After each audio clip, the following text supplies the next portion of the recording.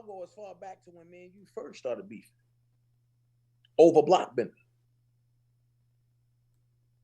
And when I do remember that you was in Denise Brewer's chat, and somebody that loved me real well screenshotted you and Randall's conversation, and a little soundbite of Denise saying, "So, about me, fuck them." I mean that. Don't come back over here. You ain't want it. We ain't been back. And I don't care what tag you got behind you. We ain't been back over there.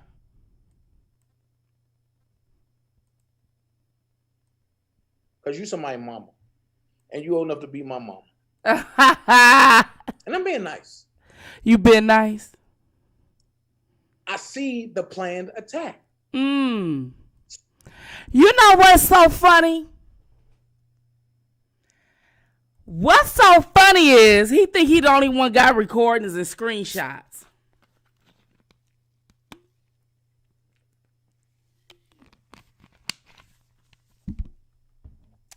That's the funny thing.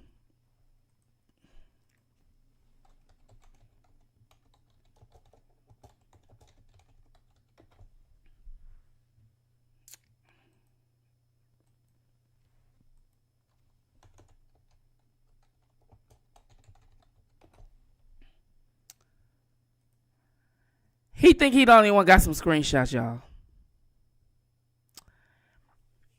He think he the only one got some recordings. That what he think. He think that. He think he the only one got some shit. I'm trying to tell y'all that's what he thinks. But we gonna get into it. Because he ain't addressed nothing that we talked about. As a matter of fact, we said something about his kids. Ain't nobody mentioned nothing about no kids. That boy will lie in your face.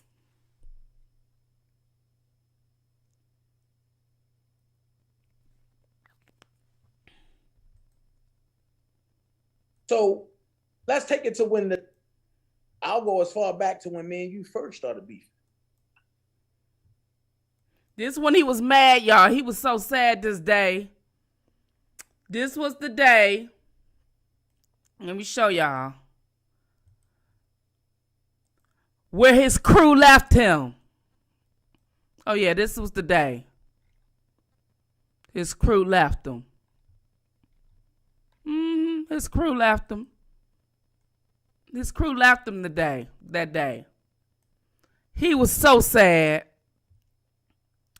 He was so hurt that his crew left him. Yeah, he was so hurt. That's him. Yeah, he think he the only one that got something. He think he the only one that can say something. But I ain't go. Then what he do, he comes with these elementary joke. I don't know what the hell they call it. I don't know what he call it. But let's get it. Okay? Let's get it. Y'all ready? Y'all ready to get it? Let's get it going.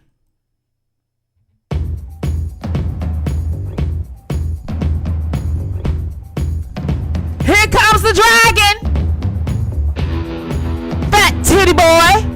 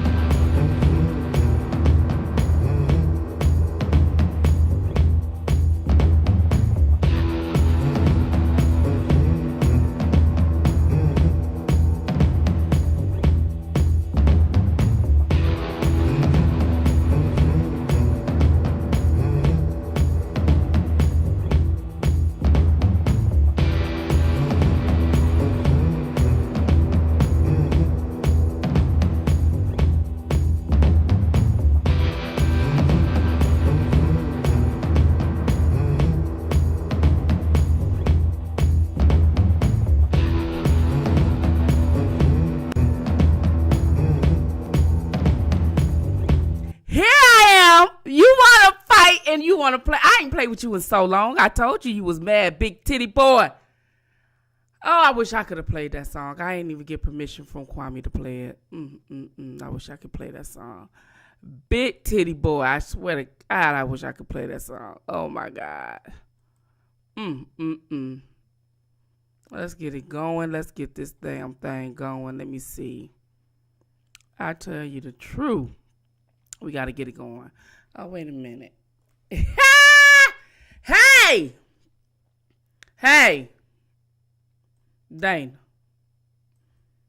Diana Gay. Diana Jackson. Listen, while you sitting up here telling everybody about me and everything, here you go. This camera's messing up. Hold on.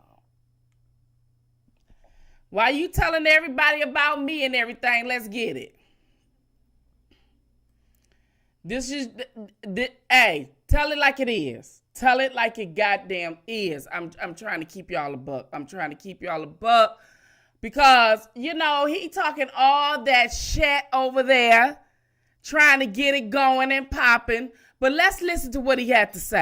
And I think out of everyone, I spoke. Look at that. He sits up there. Not me cutting his. So when I'm hearing all this stuff behind the scenes or investigate. Now, let's sit up there and talk about this Negro. Ain't nothing we said. Let's go back to he got mad because we was talking about two motherfuckers on about dating. Let me see. Reached out to me on Facebook Messenger. Now he came out here and said, let me take his picture down for a second because it's the distraction.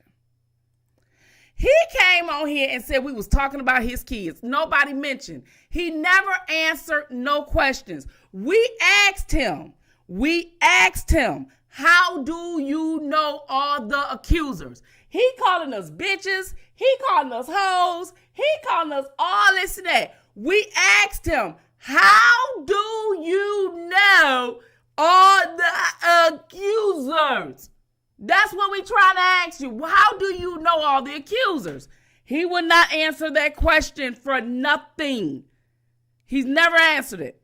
So I asked Sylvia, let me go back and debunk his lies. I asked Sylvia, I said, did you and him got something going on? He said, no, he got mad about that. I said, Sylvia said he jacks off to her left breast. I said, well, what about the left titty? He never addressed that tonight. He just going on to call me and Sylvia fat bitches, like we don't know we fat.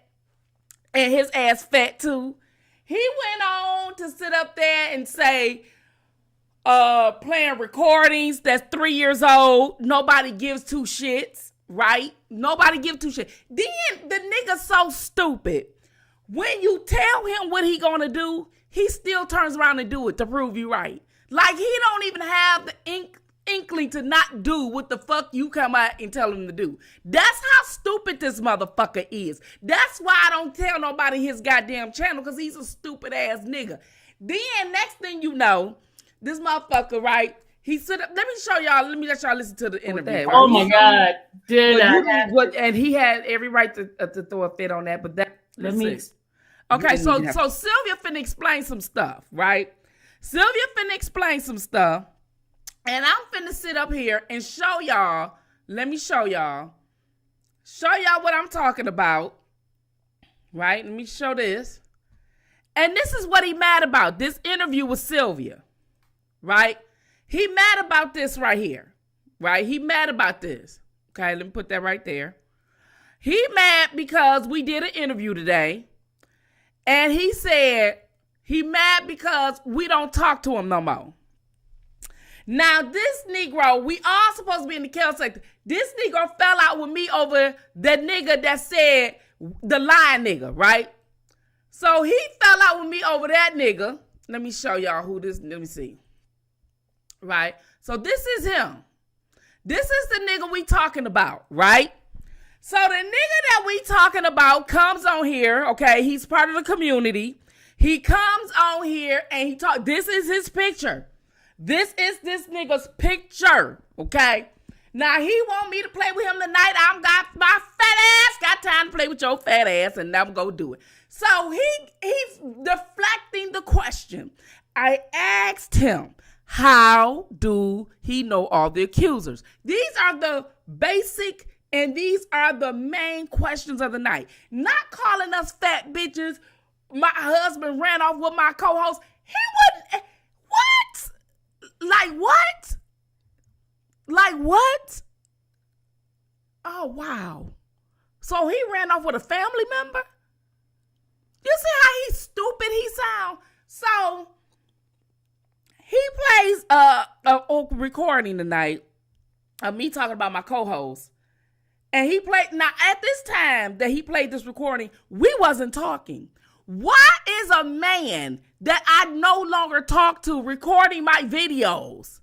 Like, why is he recording my videos? He has every screen, every post on my community chat, he has it.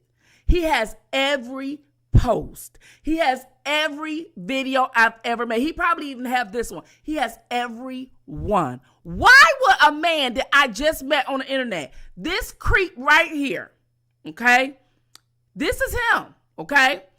Take a good look. This is him, all right? Because he seems to think that this is going to be the only thing that, you know, he can just say all this stuff and have a good time. I want to have a good time too. And I told him that. So today I was trying to have a really good dialogue with Sylvia, right? And it was our backup channel because she didn't want to, you know, we be cussing sometimes in the words and stuff like that. And so he was mad because we sat up there and was talking about, you know, him. And I asked Sylvia, I said, why did this guy bring you up so much? He would not answer that question. Answer the question. It's 3 questions. Why do you talk about Sylvia every day? He would never tell you. Sylvia said that he jacks off to her left breast. He never denied that. He never, ever denied that. Okay? He is in so much in love with the Infamous, okay? The Infamous is the lady right here on the screen. He's in love with her, right? And he liked this young lady too, but he knew he couldn't get nobody pretty like her. He is in love with the Infamous, and he jacks off to her left breast. He got mad because she told it tonight in the clipping that I showed, right? And so we're going to listen to what was said earlier today. And when y'all go over there and listen to his channel, ain't nothing about what the hell he's talking about. He's addressing anything that we said. When he comes back, he comes and grandstands like it's a theater for. He want to be an actor so bad because he been in so many low budget movies and he always playing that. Well, he don't play. He is part of the community, but he always get those roles. He never get a role to play like a heterosexual man. So as you sit up here, we sitting up here talking, right? Let's listen. I reached out is because there was some situations, right, that happened to you, okay? Mm-hmm. And I remember we having a conversation a while ago, and I told you will be going through some things, right? I said, you're going to be going through some things as you elevate, and I could tell you're going to go. So when I was talking to her, he was mad because she went to Boosie's house and her channel was growing and, she's getting a lot of celebrity attention. He's mad about that. So he's trying to come at her. But let's listen. Remember we had this conversation. Yeah. And stuff like that. Now, I wasn't, it's been a while since I was on your channel. I think the other day was the first time I came on your channel in a while, right? Yeah. Okay. And I was, busy, just doing your own thing. I got 2 channels. I got the Mib, Spitting Fire. Okay. I be over on the other side, trying to get the, know other people, new people, and they coming over to the Spitting Fire channel. And for those of you who are new to my channel, with another content creator on these YouTube. Yeah. Okay. No place to you got out. Not get in contact with him, then that's when I'm gonna be skipping through because I don't want to play all of it all over again. I'm gonna be skipping through. That's when he found out because he never addressed anything. He just came on here and started calling us fat bitches and all this. He never addressed anything. He cannot come back. When he come back, spitting fire, because you eat so much, your face and your chin so big, it look like a hippopotamus. I'm like, so everybody looking like, it's like one of those corny jokes, like you on the stand and a comedian, you know, at a comedy show, and he just say some dumb shit. Like, that's not funny. Like, who cares? What? It has no validity to it. So his people in his chat ain't even listening to him. I was over in his chat while he was cussing me out, calling me and Sylvia all these fat bitches and all these different things. Answer the question. Answer at least. Well, they was talking about my kids. We mentioned no kids. All I said was the men that came up there, that's what a man does, take care of his kids. I said Daboski take care of his kids. And, Gucci came over there and Gucci take care of his kids. I said, that's it. He called us all kind of bitches. He called us all kind of stuff, y'all. That nigga is mad at us. But all we did, but see, the thing of it is, y'all, let me tell y'all something. I'm for real. I was gonna stoop to his level tonight, but I'm not. I was, but I'm not. But the thing of it is the nigga never, ever, ever answer the question. How do you know? And I want everybody to answer that question. If he's still on this live, I want everybody to answer that question. How do you know all the accusers? How do you know Angelo Clary? How did you get introduced to Angelo Clary?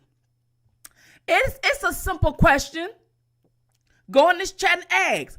He gonna cuss you out. You fat bitch. Fuck you, hoe. Answer the question. How do you know? How did you know these accusers? How do you know all these people? These people that set up R. Kelly, how do you know these people? He could never tell you, right? So they were saying he's a federal informant, okay? And I'm like, wow, so this is interesting that he's a federal informant. Now, here you go. We sitting up here, right? And and for his protection, okay? I'm going to put this there because I don't want him to think that I'm sitting up there talking about his community, okay? Because they will flag you in a minute, right? So next thing you know, he sit up here and he goes with this guy. Now, this is him when he tries to dress like he's a heterosexual male when he getting around the other men. This is him right here, right? And this is the guy that's a federal informant as well. So they taking pictures together because they both federal informants and they work with the feds. And this is the guy that said that he got people to lie on R. Kelly and he's taking picture with him proudly.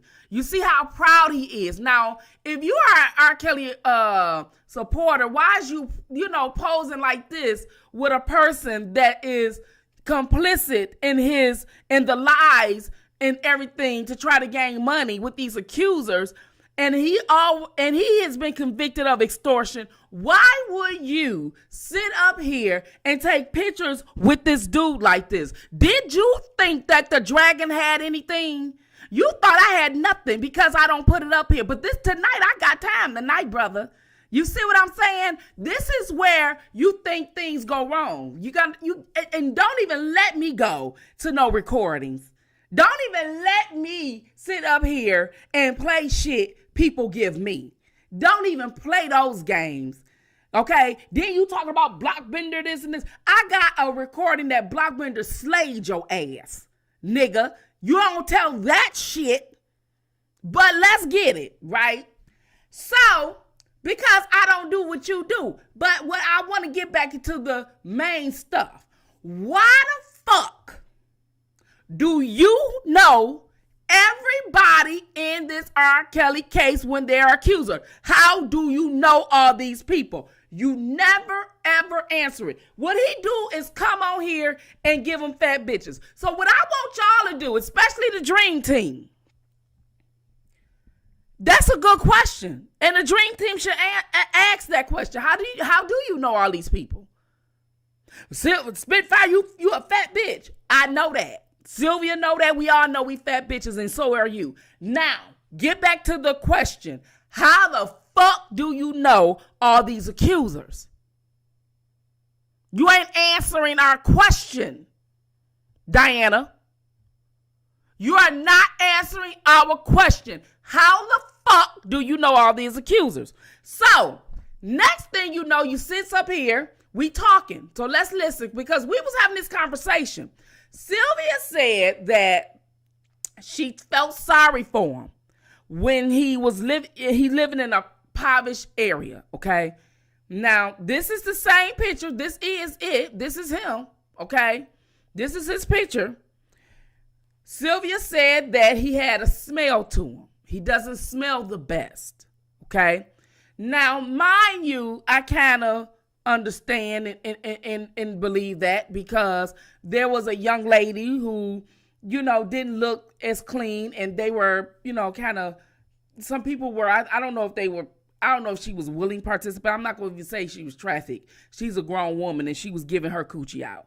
He, got some of her coochie. I ain't going to say take, but he got some of it, and she don't look that par, okay? And he was bragging about it, and he was telling people that he had sex with her 15 times in one night. Now, I'm fat, and he fat. Now, that motherfucker ain't got 15 rounds in him, okay? Damn well he pop off one, he sleep with his thumb in his mouth. I don't even understand why he tripping. However, he was mad. So when everybody was looking at this young lady back in 19, and they said he had sex with her and all this and that, and she said he was begging her to have sex. He was begging because he ain't had nothing in a long time, and he didn't know, what I'm saying? He said he didn't remember how to do it. You know what I'm saying?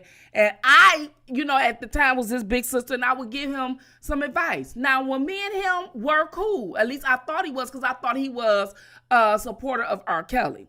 So when I first met the young man, I thought he was a supporter of R. Kelly. You know what I'm saying? I thought he was really going hard. People were saying he was doing a damn rally. I thought that he was legit, and I thought we were forming a sister and a brotherhood or whatever, because we would all talk on the phone.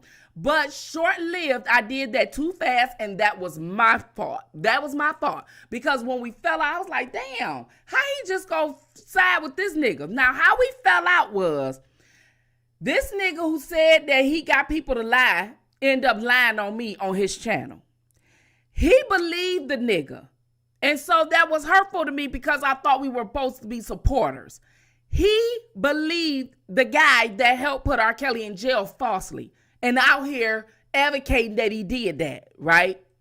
Now, at the time, he went to the guy's house, eat steak and shrimp. He said the guy flew him out to his house. They was eating steak and shrimp. First of all, I don't think that was the first time that the guy met each other. Of course, it wasn't. I think that they knew each other, but it was probably the first time he was at his house. So he never been, to Vegas. He never been nowhere outside of, Baltimore or Atlanta and stuff like that. And because Atlanta was the home of the community and it was growing, it's like black, the gay headquarters, he moved there. Because I guess in Maryland, he doesn't have all the protections and stuff that they have like they do in Georgia. So anyways, when he got there and everything else, I was interviewing Infamant Sylvia. Sylvia said that actually when he was outside somewhere, and her daughter friend car, I hope I'm saying it right, Sylvia, broke down, and the guy, which is him in this gold, which is him in this hat right here that says Dear Liver or something like that, he stayed out there to make sure that the young lady was okay. So, of course, she felt like she had a connection with him because a guy actually took the time to make sure that her daughter was, protected out there. Okay, that's how he comes off, right? So when you meet him, he comes off like that with me. Like he comes off like he genuine. But in reality, he is not. He called women bitches, all bitches. We never said anything. We never said anything, I don't think. But I don't think we even cussed him out. But let's listen. Phone inside. I don't even think we said his name. He come on here and call us all kind of bitches, y'all. Let's get it. At the restaurant. So my daughter was standing out there. Nobody came out there, but that individual showed up. He was standing in front, and he stayed out there with my daughter. How I end up realizing that it was him, I was in my brother's keeper chat, like the Instagram, Messengers chat. We were all used to be back there, and my daughter heard the voice. And when she heard the voice, she was like, "Ma, can I see who's that?" And so I turned my phone around for her to see it. She said, "That's the guy that helped me. Remember when Nick car got broken? And that's the guy who stayed out there with me for hours." So she had. Okay, so they're telling that story. So that didn't warrant him coming on here calling us warises and bitches and all this and that. What are you mad for? All she said was at this point you did this. But let's listen. He had stayed with her for hours. So I felt gratitude to him. I felt like, okay, this is my baby, and a stranger was out there, and he, was there for her. He was there for her.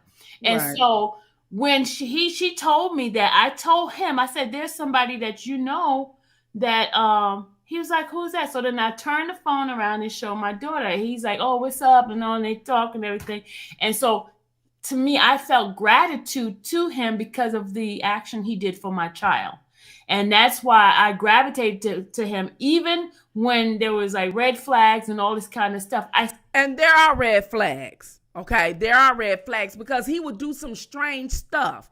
Like he will call me when we were cool. He would say, "I'm finna go after Blockbender's wife." Like, Blockbender's wife is not on YouTube. Like, dude, like, why? Block ain't even hardly on YouTube. Like, why? Why are you just sitting up here thinking the shit, right? And what that was to see where my mental was. To see was I down with the foolery and the BS and stuff like that, right? So, next thing you know, I was like, she not on here, and don't call me with that foolery. And I will cuss him out about those things. He won't show you those recordings. Now, mind you, the recordings he played is in 2020. There's the first half of 2020 up till then. There's nothing after then. Nothing. So these stuff is, he's going to play these 2020 recordings all the way into 2023. All the way into 2024. All the way into 2025. He's going to play when it's 2030. He don't go in no other sector because he don't know how to even to talk. He got kicked out of a barbershop a few weeks ago, okay, because he was talking Trump. He doesn't know how to argue his point without people disrespecting him. So they kicked him out the barbershop, right, because he was talking stupid. And of course, he probably went in there with the blonde hair and everything like that. I don't know. But the fact of the matter is he did that, right? They kicked him out. I'm like, he don't even know how to talk. He was on another big chat panel. He was trying to speak up for R. Kelly. We was all going on different panels they kicked him off. They asked why was he capping and all this and they kicked him off the chat show. He doesn't even know how to hold the attention of the people to get the point across. So all he will mess with, and let me tell you, he's only going to come at me, Sylvia, Debo, Kevin, probably Levi if they beefing, if they ain't made up, and Larry. And people in the regular subs. He would never come at just different people. Why? Because he don't know anybody. He don't know how to talk. He don't know how to, do that. So we having a conversation here, right? I'm going to meet him with facts. So the lies he told today, the grandstanding, the name calling, I'm going to let him have it. So what I'm going to tell him, though, is we having this conversation. We didn't call him no bitches and hoes. So why was we met with that? Right? We didn't call him no bitches and hoes. Not at all. Not at all. We didn't call him no bitches and hoes. So let's listen some more. Why she felt the need to have a spark of friendship with him. Because I said I was going to be there for him. I was going to ride. I was a rider for him. And I was totally friends with him, I was too. And we all were. Randall was. We all were. But he backstabbed everyone. Everyone.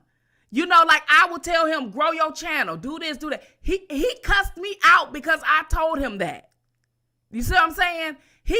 And then he got mad at Sylvia because she left. But this is why he got mad at Sylvia. He is furious with Sylvia. He said, I talk to y'all all day. If we talk to you, And we're talking about a subject. Why he cannot come back intelligent? He never could. I'm going to go ahead one day and show y'all some throwbacks on his behavior at the age he is now. Now, if me and you having an argument, chat, and we going back and forth, Sylvia and I can have an argument and go back and forth. We can have a disagreement. He will get on there and call people bitches, hoes. Then the people that's uneducated will get on there. So it's a play with him because he's a federal informant.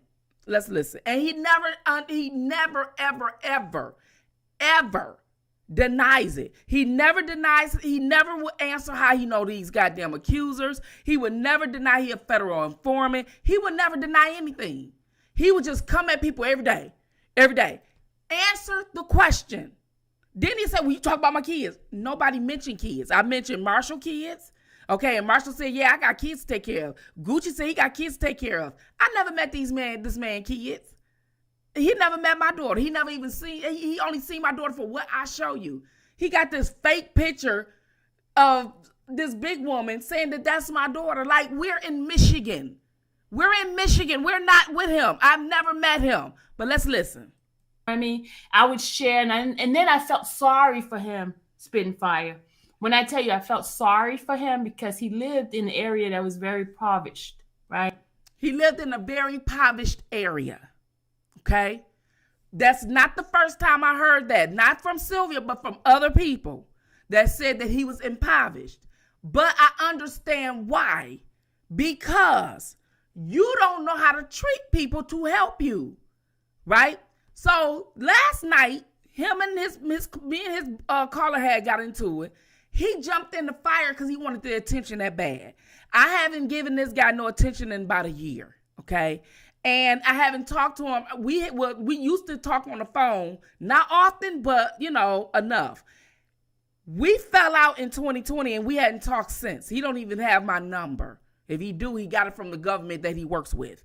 So my thing is, he's mad because we moved on.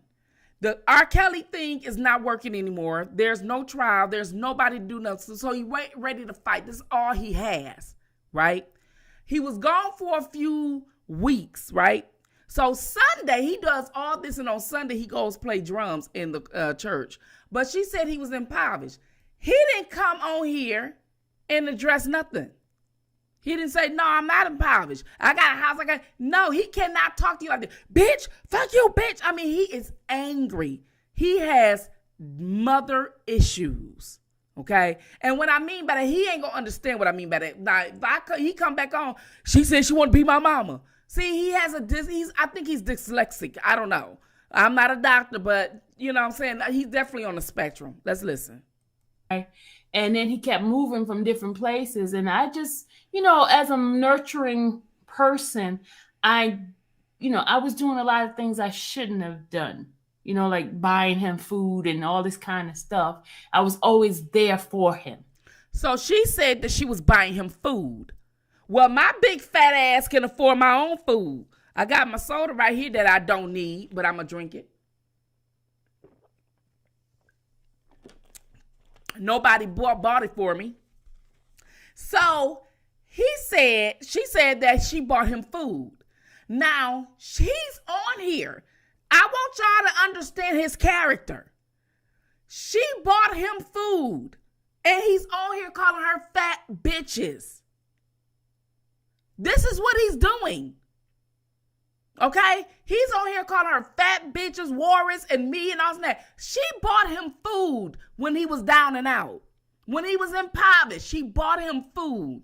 How could you buy and call somebody all these names that bought you food? Let's listen. Okay. So when you say, let's back up for a minute. Mm-hmm. When you said that he was with your daughter, right? Mm-hmm. And he stayed out there, like they were at a restaurant. Was he working at the restaurant, or he happened to be an individual that's passing by? No, he lived at that condo where the car was. It was in front of that building. Okay. And I don't know what it looked like because I was not there, but it was in front of the house or the condo. Okay, so it was a ran down building that the friend car broke down in front of, and he was living in that ran down building. And she said the neighborhood was very impoverished. Like, it was full of drugs. It was, you know what I'm saying? It was all this kind of stuff, right? Now, I never talked about this man's kids. My kids are grown, okay? They're overgrown. I don't have to defend them because they're grown, okay? Because they're not kids anymore. They're women into their own in own right. But I don't understand why he makes up these lies. He came on here and made up something totally like what we all like. What did he hear? Then he couldn't remember the lies. Oh, what she say? What she say? Because they're lies. Instead of you playing the live like I'm doing now and then addressing it, why didn't he do that? He didn't do that because he was going to come on here and lie and call bitches, and he want to see, his way of getting back is to see who can call people bitches the loudest. That's the way he gets back. He doesn't get back at trying to debunk anything that you say and prove that it's a lie. Okay? So let's look at it. No, whatever it was, he was there. And when he the one came out there to be there, he was like seemed like a protector. Okay. So that wasn't a bad thing. Now, she fed him. She said he seemed like he was a protector. Why did she get called bitches? I'm telling you. And the people next to him, they part of the community that's messy, and they like it, and they're going to get mad. But he falls out with everybody. If he don't have anybody else, he breaks them off one by one. Earlier in this year was he lost a soldier. Okay, earlier this year, he lost a soldier again. He didn't have nobody to fight with. He gonna start fighting with them. He doesn't know how to love. So I asked her, I said, do you think he has some mother problems or because he doesn't know how to be a friend. He doesn't know how to do it. Now you see how the energy that is in this live stream, right? He met us with something totally different. Okay, and let me show you right quick. Because he might strike. Let me go ahead and listen to Sylvia. Okay. And so at that particular time, that's when you somehow on the internet you got reacquainted with him, and your daughter recognized his voice, and you turned the phone around, and she was like, "That's the guy that stayed out there with me to make sure I was protected and got home safe and all that kind of stuff." Yeah, but see, he did an interview with Phases. That's how he ended up in our group, our brother's keeper. And Dallas was never part of none. And see, this is what I want to say. And this is to me too. I learned my lesson. I have. When you on these YouTube streets, it's a false sense of friendship.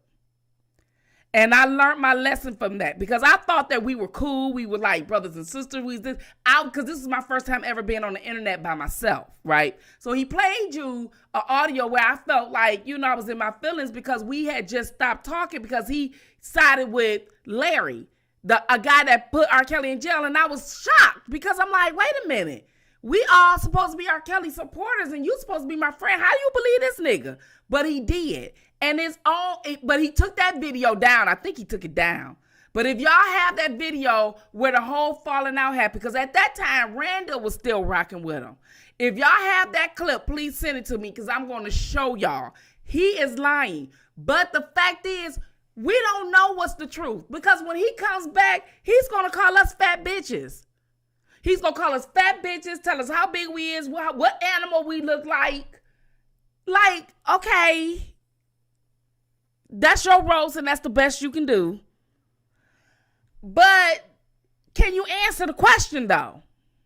Can you answer? You see how he said what he said about me? About, he planned some things, and I can sit up there and elaborate on why I was feeling the way I was feeling in the recording because of what happened. You see how I can come back and tell y'all that? He can't do that. He gonna come back and say, fuck you, you fat bitch, you coming at me. I'm like, what? The energy doesn't match. Like, what? Why is you making something? Like, what? He don't want to do that. He can't do that. He can't talk. He cannot talk. All he know how to do is bicker. And that's what gay men known to do. Let's listen. In our group, our brother's keeper. And Dallas was never part of none of that stuff. The only thing she saw him was then, and then she heard his voice while I was on the messenger group. That's how she heard his voice, and then she asked me, is that? And then that's when she told me she had a card from him or something like that, and that's how. Oh, okay. Well, I didn't know that. I didn't know that. Okay, so because I didn't know all this. No, I didn't know Miss Randa, baby. I didn't know nothing would happen. And she didn't know Randa. And say something. He always he'll focus on me because he's mad at something that Randa might have said. And then he, because he always blamed me, saying I'm the one who messed up their relationship and the relationship he had in his head with her. Okay, so Randa is a young lady that's on the internet. She's been a supporter and things like that for a while. Okay, they had their own relationship. So Randa was, I don't remember her when him and I was talking because I wasn't with him like that. You get what I'm saying? I would just come in the chat when everybody was hanging out over in his channel. We would talk on the phone. It would be me, him, Block, and Levi. And that would be it. I didn't know Randa or some of the other ladies that was rocking with him. And they were in my chat, but I didn't know them to be down with him. You get what I'm saying? I thought that we were all together at this time, so I didn't know. But the night that we fell out is when I had met Randa, because she was taking up for him against me and things like that, because she didn't know. So the fact is that he was in love with Randa because he told me, now, at this particular time, I'm not calling him fat bitches. I can speak. Yes, I can speak. And he gonna say earlier today, and I'm gonna tell you about the Randa story. He gonna say, well, if you a retired engineer, why you on YouTube? Because I'm retired. Like, I can answer your question because I'm retired. Just like when anybody else retired, you can go do other things. I can sit at home and do this. People like what I have to say, and they sub my channel, and they become members. And guess what? Let me show you something, because you going to be mad at me, bruh. You know what I'm saying? You going to be mad at me. Look at that, just for the day. That's just for roasting your ass. That's just for last night. The day, that's not even $200. $200 just roasting you last night. $200. That's just roasting you. You gonna be mad. Yeah, you see that? Yeah, let me move that over. Because I want you to see, that's my picture up there in the corner. Yeah, that's me right there, right there in that corner right there. That's me. You can't see that. Let me see. You can't see that. But yeah, that's my Cash App. Ooh, got another one. Oh my goodness, got another Cash App came in almost. It's still pending. But yeah, that's the Cash App, bruh. Yeah, that's the Cash App. That your people don't want you to get. Yeah, they don't want you to get it. But let's listen. So that's what I was addressing last night. Like, why is this caller coming in? He cussed me out when I'm defending him. I'm going to show y'all that too. I'm like, I know we got a comprehension problem, but this is embarrassing. I'm going to show y'all how off key this nigga is. You take up for this nigga. He cusses you out with the people that's telling you ain't worthy of no fucking money. Then he sits up here and takes this nigga's side that put Kels away and admitted he lied. And he's supposed to be a Kel supporter. And he's sitting up here taking a picture with him that you see on the screen. This is him. Okay? So I'm like, why is this guy doing the opposite of what he's supposed to do? But I don't know. It sounds like an agent to me. Let's get it. Okay. But before it was a Randa, I'm going to get to that. But before it was a Randa, there was you. So what everybody want to know is because he comes at you often, every day. Like, he could talk about something, do commentary, and then it would drift off and be about you. That's true. Now, I'm not going to even lie. We hadn't talked in 3 years, but if I go over there or somebody say something or show me a link, I'll go check it out. And I only probably stay less than 5 minutes because I can't hear him talk that long. But when he sits up there and he have a title, like he finna talk about Trump or whatever, just anything, for instance, he turns around and talks about Sylvia. Like, wait a minute, that's not what the title says, and this doesn't fit what it is you got going on. Like, how you get from that to this? Like, how do you, he can't stay on focus. He don't have laser focus. He can't stay focused. And I'm thinking myself, maybe, because a lot of adults back in the day, we didn't have the testing that we have. And I don't think he ever was tested for ADD. You know what I mean? Because he loses focus. You know what I'm saying? Like, he couldn't think of nothing. What they say? You see what I'm saying? And then he made up lies. They talk about my kids. Why? We don't know your kid. Why would we be talking about kids? The type of conversation that you see, and let me put them down. Let me put this down. Let me show y'all this, because I was going to roast him tonight, and I'm tired of doing that. I'm going to kill him with education. I'm going to kill him with education tonight, right? I'm going to kill him with education, right? Because if you don't put their flag up there, they'll show you, because I want to make sure it ain't hate. So he can't flag me for hate because I'm putting the LGBT symbol, okay? So, what I want to do is let y'all see the setup that we talking. You see Sylvia and I talking side by side. Listen to our tone. And listen to Sylvia's conversation. Now, he come back calling us bitches, screaming, Spitfire, you look like Porky the Pig. What the fuck is you talking about? Like, we was listening to what he was going to say like it was going to be a town hall meeting. This nigga got to roasting like he in the third grade. Like, literally. That's what they do. But he ain't the only one that act like a third grader on this damn sector. But let's listen. Then he would say that he not talking about you no more, but he can't help it. He can't help but to talk about you. He can't help but to watch you. He can't help but to follow you. He does that to me too, but not as much as Sylvia, but to me. Tonight, he showed everything, thinking he exposing something. You show stalkerish behavior. Like, if I don't talk to you in 1, 2, 3 years, why would you have my text messages about me restructuring my channel? And why would you tell people it's something totally different? We wasn't conversing. Like, why would you do that? Like, and then the people in this chat ain't even listening. Some may come in and listen, but then they having their own conversation. They ain't even listening to him.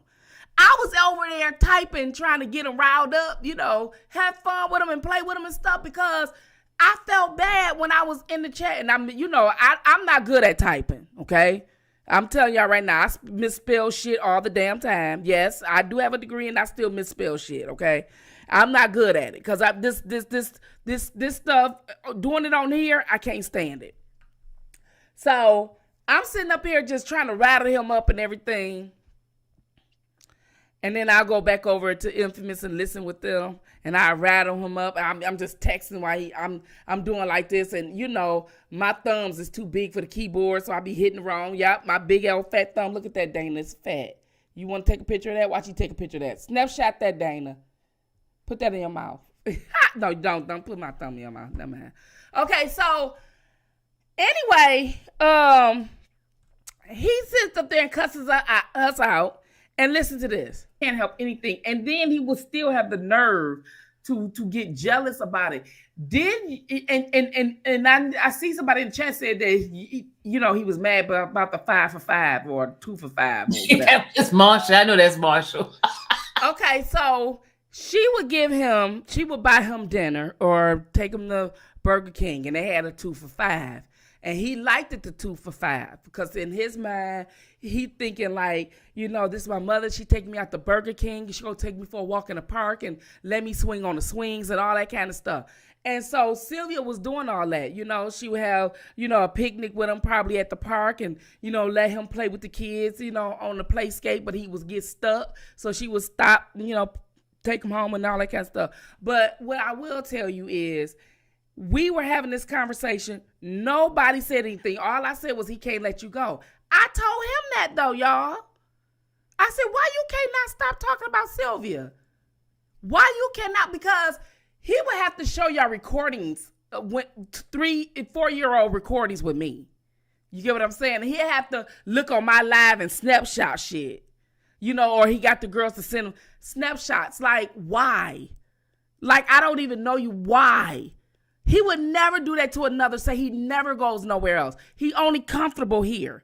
If all of us get off the internet, he's done. He's done. If Sylvia, I, Deboski, Levi, if everybody just was like, okay, we taking 3-4 weeks off the internet and we come back after the first of the year, he is done. He can't even carry it. He would sit up there and talk about us and we ain't even there to talk back. He did that to Blockbender. Like, Blockbender gone. Channel gone. Blockbender, thinking he was going to get him out. He think he was trying to call him out. Nigga, he gone. I had to even step in and say something like, nigga, he gone. Like, what's wrong with you? And then even his people was emailing me, telling me something wrong with him. But they scared to leave. They did say that. You know, because they know that he would get mad and angry. But I told them, y'all did that.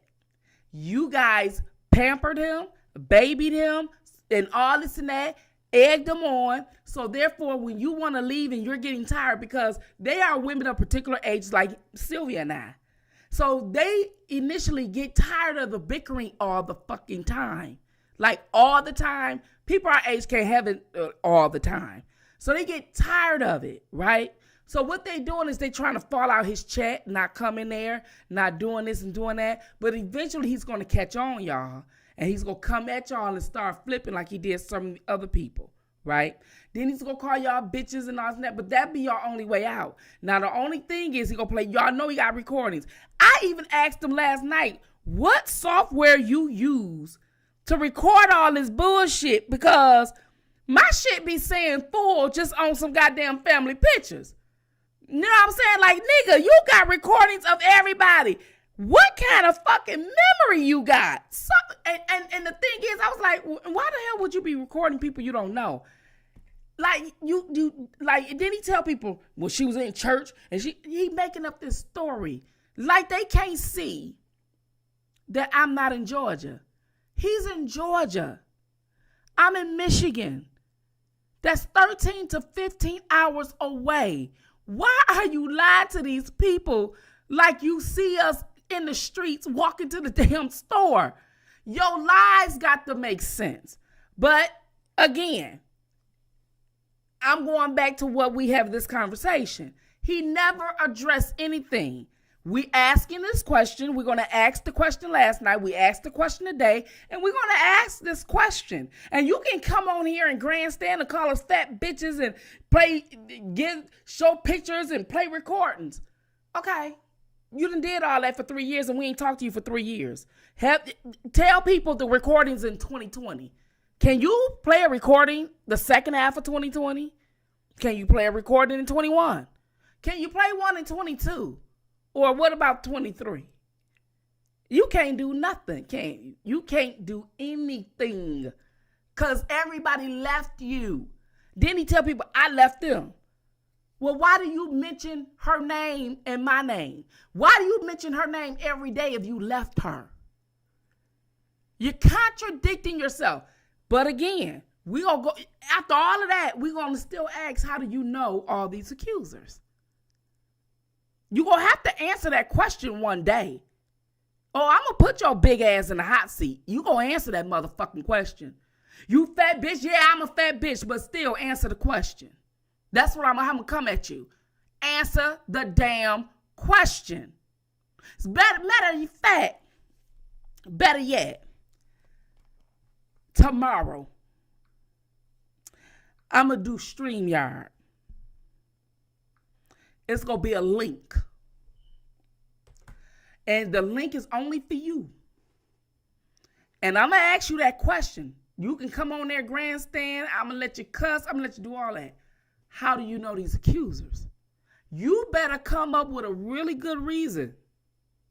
Because at the time I ask you this question, your people going to be watching. And they're going to be listening. You don't take that link, well, They need to reevaluate.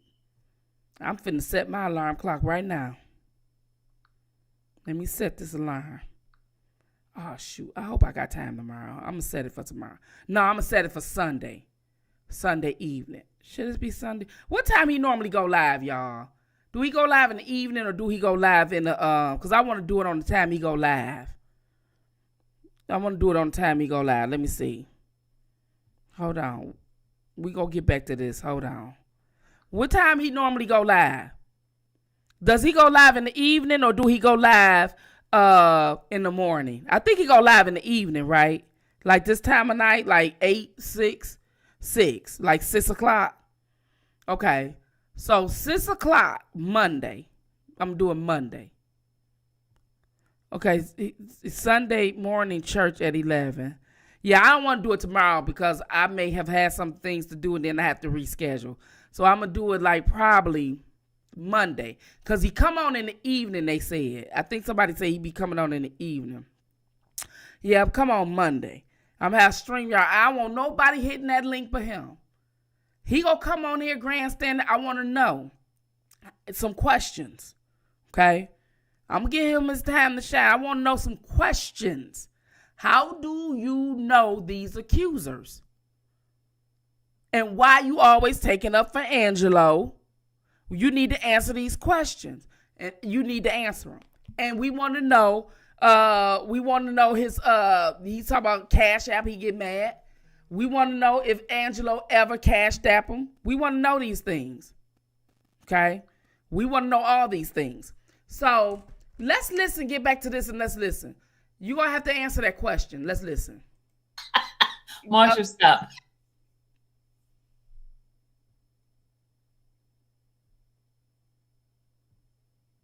Okay.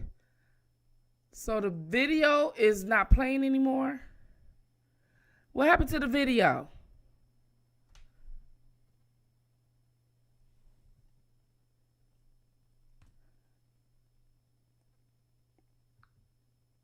What happened to the video? Okay, let me see. Did she take it down?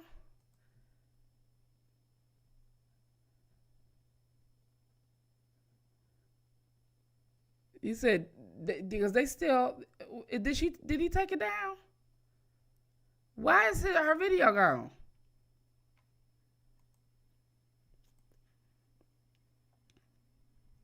It says video unavailable. So, they probably had it taken down. Well, anyway. So we were just sitting up there talking, okay? And, I didn't. No, it would delete on this side. Sorry. Oh, okay. Oh, okay. That was Sylvia that did it. She took the video down. She said she didn't know that it would delete on its own. So we said that was Sylvia. Okay. That was Sylvia. So anyway, we sitting up here and everything. No, he fishy if anything. Right. So we sitting up here talking about all this stuff, doing all this stuff, having this conversation. As you can see, the tone of the conversation. Matter of fact, I have it. Woo, I have it. No big deal. No big deal. No big deal at all. Watch this. A lot of information because we used to talk on the phone every day. Sylvia ain't this. I just thought you was just the truth. We'll be going through some things as you know what was going on. I wasn't even okay, so this is where it got started. Let me show y'all, okay? Still got it on my channel, all right? God is good all the time. Emphasize, right? Emphasize. God is good, right? So, and I could just put here. I just come here. So as Sylvia and I are talking, right? As we're talking and stuff like that, You can see the tone in our voice. It's not even bickering. We're not even fighting. You know what I mean? We're not even cussing them out. So let's listen to my tone. Now, I do have an aggressive tone, but let's listen. Watching your channel. Okay, so that's me. Busy. Just doing your name, the R. Kelly. Actual like the transcript, You were involved with another content creator on these YouTube streets. Yeah, and I wasn't a content creator at the time. Right. But I was the one providing information to that content creator. Okay, so she was providing him information, right? She said she was providing him information. She wasn't a content creator. I was. I had my channel before him. He's lying to you guys, because I remember when he was asking Blockbender to help him with his channel. Okay, let's get it. Okay. And see, at that time, I didn't know that. I just thought you was just the main major supporter. Like, I mean, that's supporting, but you know what I mean. Like, yeah. I just thought that you were just one of the flock that he has over there now. No. Well, I was the one providing actual like the transcript, the pacer report, anything. Do y'all hear anybody calling anybody bitches? Fat bitches and all? Do y'all hear that? Y'all don't hear none of that shit. This is what this nigga does. So you can't take nothing he say seriously. Like, really, like this, we see them having a conversation. We want to be like Fox News and MSNBC. This nigga give us Fox News and wilding out. You get what I'm saying? You see how that just like a professional conversation and then he just get on the stage and clown. Like, that's what he meted with. Like, no, he's supposed to gave us Fox News, MSNBC. He gave us Fox News and wilding out. Let's listen. Thing that, because I'm like an investigator type of person, so a lot of things that he gathered came from me. Even the whole Don Russell stuff, came from me. Came from you. Yeah. So the Don Russell. So remember when he was saying Don Russell did this and Don Russell did that? How would he know about all this stuff with Don Russell? You see what I'm saying? The only people that was against Don Russell was the federal government and things of that nature. Like, how would he know? He was on Don Russell from the beginning. And then when Don Russell got arrested, he was like, I told y'all. Yeah, you knew because you were informant. Let's get it. Okay, so he didn't do any of the work himself. No, he's never done the work. He's the type of person, he'll ask you for information. He'll say, can you send me this? That's why when he does things and he has like evidence and receipts, those receipts were stuff that was given to him at the time. He asked for it for a different reason, but now he's changing it and make it seem like it was given for something. Now, as we sit up there and talk, again, where do you hear us calling him bitches and hoes? Where do you hear that? You don't hear it. Let's get it. Any fee to help Mr. Kelly. So what I did is I got entrenched into the case by Demetrius contacted me first. He contacted me and about buying his book. I went and bought his book. And so he said he was going to be like my guide in the book. I realized. Okay, so she's telling you how he got her nipple picture and he never got on here tonight. Now, all the stuff, even when we was like, cracking little jokes, it still wasn't bitches and hoes. And he still never addressed the left breast claim. Let's get it. He liked me. So what I did, I used my voice. I used my womanness to. So she said she seduced and flirted with the man to get information. And this man was in R. Kelly's, I think he was working for R. Kelly in the 90s. And so to get information, she flirted with him and showed him a little things and made him think that there was going to be something there when it wasn't. Well, what happened was when she did that, she was friends with the guy in the corner here, right? He double-crossed her and put it on the recording on his channel.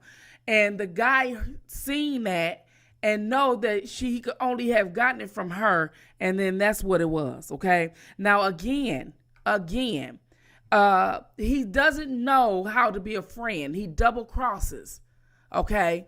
And so, like I told you, he double crossed me for the guy who lied on R. Kelly. We got people to lie. We got the stores. This is the guy that's holding up his finger. He the guy that did that. He the guy that's in R. Kelly's paperwork. He the guy that all of this came about and helped these families come up with all these lies, right? Now, there was some double crossing on that too, but you see how he's posing. They're posing together, and I don't think that this was probably even at the guy's house. I think it's probably at a federal office or something like that before they got back on here and do whatever it is that they need to do. And as we sit up there and talk about he's federal informant, he's never denied it. He never denied anything. And then he sits up there and tells you we're scammers. Okay. Let's get it. Because I was the one who donated on live. Just keep it a buck. Lure him to get information. Okay, so for those of you who do not know, Demetrius, and we talk about Demetrius Smith, right? Yes. Okay, so Demetrius Smith is one of the people who used to work for R. Kelly back in the day, back in the 90s. And he since, I think, was in and out of the prison system. And he was in Surviving R. Kelly. They used him in Surviving R. Kelly and in this trial to try to tie him to R. Kelly with bribery of a government official to obtain a marriage license to marry the late Aaliyah. Am I correct? Yeah. Okay, so as I said all that, again, where does the bitch and hoe come in at? Where does it warrant name calling? Let's move along. It's a body part. Yeah, okay, body part. That's his place to do so. That's not my place to judge you or nobody else. That's Ronald's lane. But I want to keep it moving because I think that a lot of times people get into other people's marriages and it's Ronald's place to deal and he does that. He's on there telling people, my co-host, right, who's doing deals with Hill Harper, ran off with my husband. They're family. Dude, stop. You just stop. It's not nobody else's place on here. But I want to move along. So that was one of the things that everybody was talking about, these body parts and everything of that nature. So after you give Demetrius pictures of these body parts, did he disseminate them to just one body part, not body parts? Well, you said a leg as well, right? I gave a leg, but a leg is not it's not a big deal. It's just a body part. Yeah, okay, body part. Okay. So what I'm saying is, so Demetrius gave that information to other people, right? Or did you? No. What happened? Let me explain to you what happened with the whole Demetrius thing. Okay. Demetrius, and I stopped talking, right? We stopped talking because what happened is we were on the phone and someone knocked on the door. Okay. And he says, this was August the 7th, 2019. I remember the date exactly. August 7th, 2019. He got a door knock and he says, somebody's at my door. I was like, who is it? He says, I don't know. He didn't answer the door, right? Now, mind you, the only person that knows she's talking to him is him. I'm finna break this down. So, as she thinking that I'm just interviewing her to get information about him and what happened, she forgets that I break things down, so she's talking. And that's what I want her to do. But she says that the only person that knew she was talking to him was this guy in the corner. Because she was close to this guy in the corner. Now, mind you, these guys have fraud stuff in the background.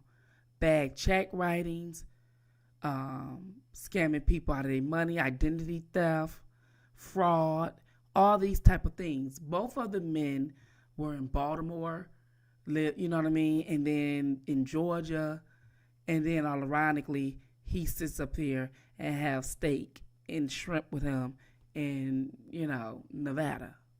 Okay?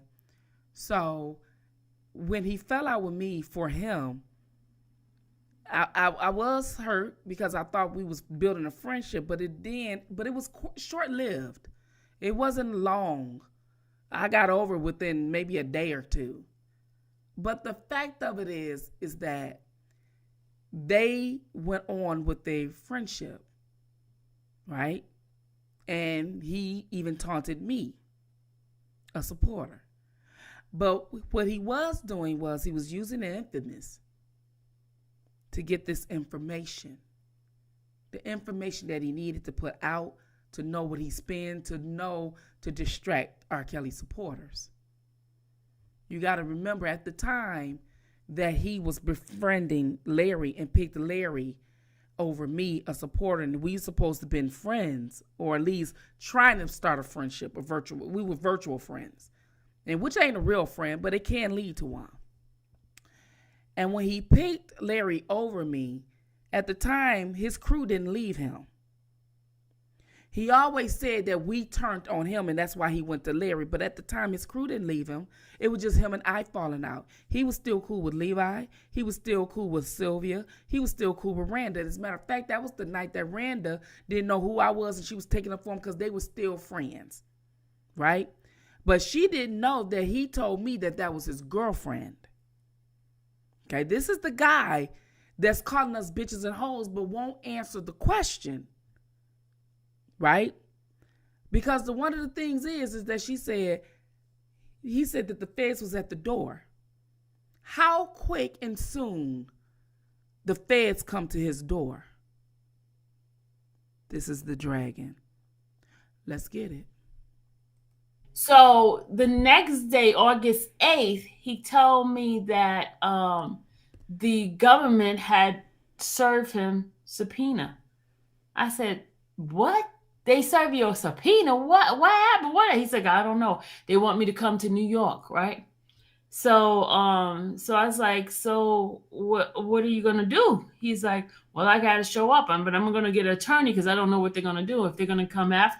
The only person that knew about her conversation with him was him. Nobody even thought about that. Not the night. She didn't even think about it. That's interesting. And then he gets to a subpoena to come to New York. Because at the time she was trusting him. What he knows how to do is get people to trust him. And if you are weak, he can get you to do things for him. Like the young lady that comes on the phone call. He calls her and tells her, I'm going live. Come call. She calls and she goes in on us. He gets people like that to do things. But he got dirt on them as well. Thinking like a street hustler, but he's not that smart. Because there's one guy, he plays these conversations that are old, that is irrelevant, like tonight, my conversation. And he records our videos. Why are you recording our videos? Like he's going to use them forever. Why would you only known me from September of 19 to June of 19. And that was the length of our conversation. And that wasn't even every day or even once a week. Why would you have me in any storage? He's a federal informant. Let's get it. To me or whatever, right? So I said that was the point. At that time, I had no more conversation with that man. Once I found out that he got a subpoena on August 8th, there was no more communication. I stopped talking to him. So because the only way you would have known that if you was in contact with him. So when you got out, not get in contact with him, then that's when you found out, because he told you. Yeah, he told me that they served him. He said if he had his dog at the time or some mess like that, right? So at this point we stopped talking to each other, right? And so I had gathered all the recordings that I had, and at the time I would talk to the person that were. She said she was gathering all the recordings. She talked to the person. So I'm quite sure before she even gathered the recordings to give to him, he already was informing the prosecutors and the government that she was talking to him. You see the timing of all of this? Let's get it. The one that's spreading all the stuff. And I had told him that Demetrius was upset with me because he found out that I was recording him. And how he found out, because that person played it on his live. Because he played it on his live because he had to play it on the live because he had to let Demetrius know that he got the recording. And at that time, that was for Demetrius to fall out with Sylvia, and it worked. Okay? So I see the play here. Let's get it. September 2018, before I even got into the R. Kelly thing in 2019. What happened is her friend and her went out to dinner. Okay, that's the guy that helped me. Remember? With your daughter, right? This keeper. And Dallas was not R. Kelly's groups, a couple of them. Yeah. And Bill Cosby. And that's how it all started. I remember it started on Facebook because I was one of the ones who was on Facebook. And then my co-host and I came to the internet, YouTube, and then it seemed like everybody followed because I was constantly putting my link in there. But I didn't know who he was. I'd never met him till later on that year. But what I want to say is I know that when we first all got... Now, again, I want to show y'all this. Is there any bitches and hoes? Does his live tonight warrant him calling us bitches and hoes? No. Not at all. Nobody is calling him bitches and hoes. Nobody's mentioned anything about any kids other than these men talking about their kids. He told a complete lie, and I'm finna show it to you now. If I was him, together, let's pass up a little bit because I know a lot of people in the chat getting... restless. So when we first got on this R. Kelly thing and everybody was getting to know each other and everybody was forming their channels and things of that nature, Phases was one of the channels that we would all go on and we would have this big old collab and celebrating R. Kelly and showing support and things of that nature. I noticed that when they fell out, the very thing that he's doing to you, he did to her. Mm-hmm. Do you know if she knew him prior to interviewing him? I don't know. I don't know any of that stuff. Okay. Because I just wanted to know, why is it that I know that I'm affiliated with you now because we on this live. I don't give two shits about it. But what I said I don't give two shits about it. But again, nobody's calling him out his name. And why he can't rebut anything that she's saying? Because she's telling the truth. She's telling the truth. I want his people to know she's telling the truth. Right? Because I asked her tonight, I wanted to ask her, and I asked her tonight, I said, people keep saying that Sylvia ain't innocent, Sylvia ain't this, and Sylvia ain't that, okay? And so I'm just like, what the hell is going on? What the hell is going on? So let's get it.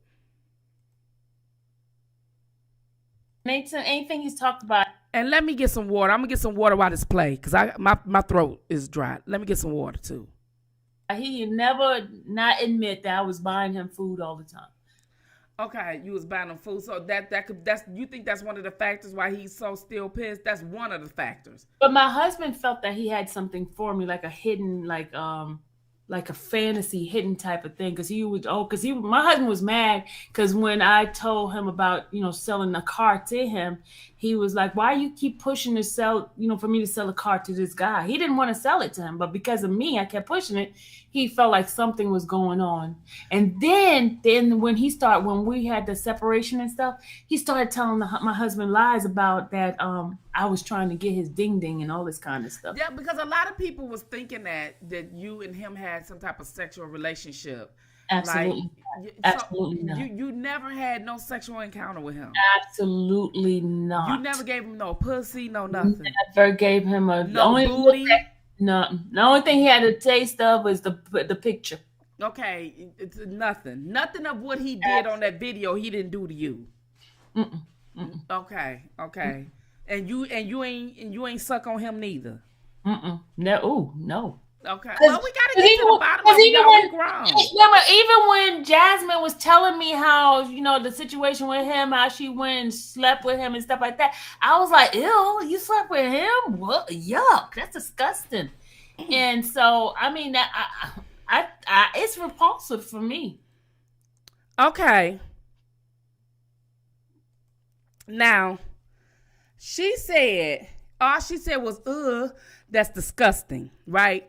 So, instead of him saying, well, you're unattractive too, or whatever, you fat bitch, fuck you, Spitfire, your face bigger than my whole body, right? This is what we get. Oh, Lord Jesus.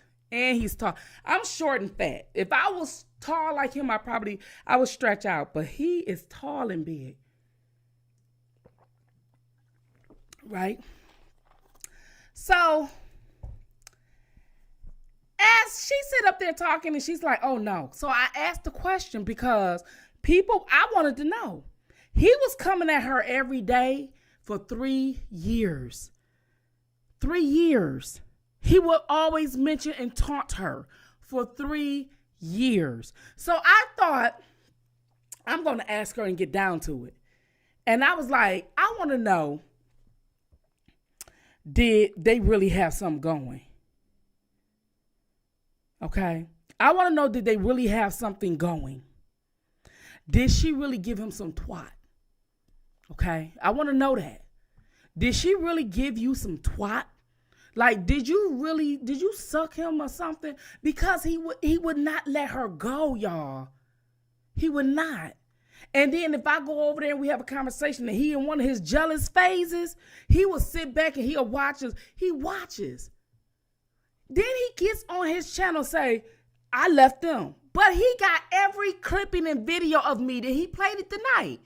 Nobody, and the people wasn't even paying attention to him. But nobody, I guess if they ain't paying attention to him, they won't ask. But the fact of the matter is, if anybody was paying attention, I would have been like, well, why do you have all her clippings and recordings and things if you don't watch her channel?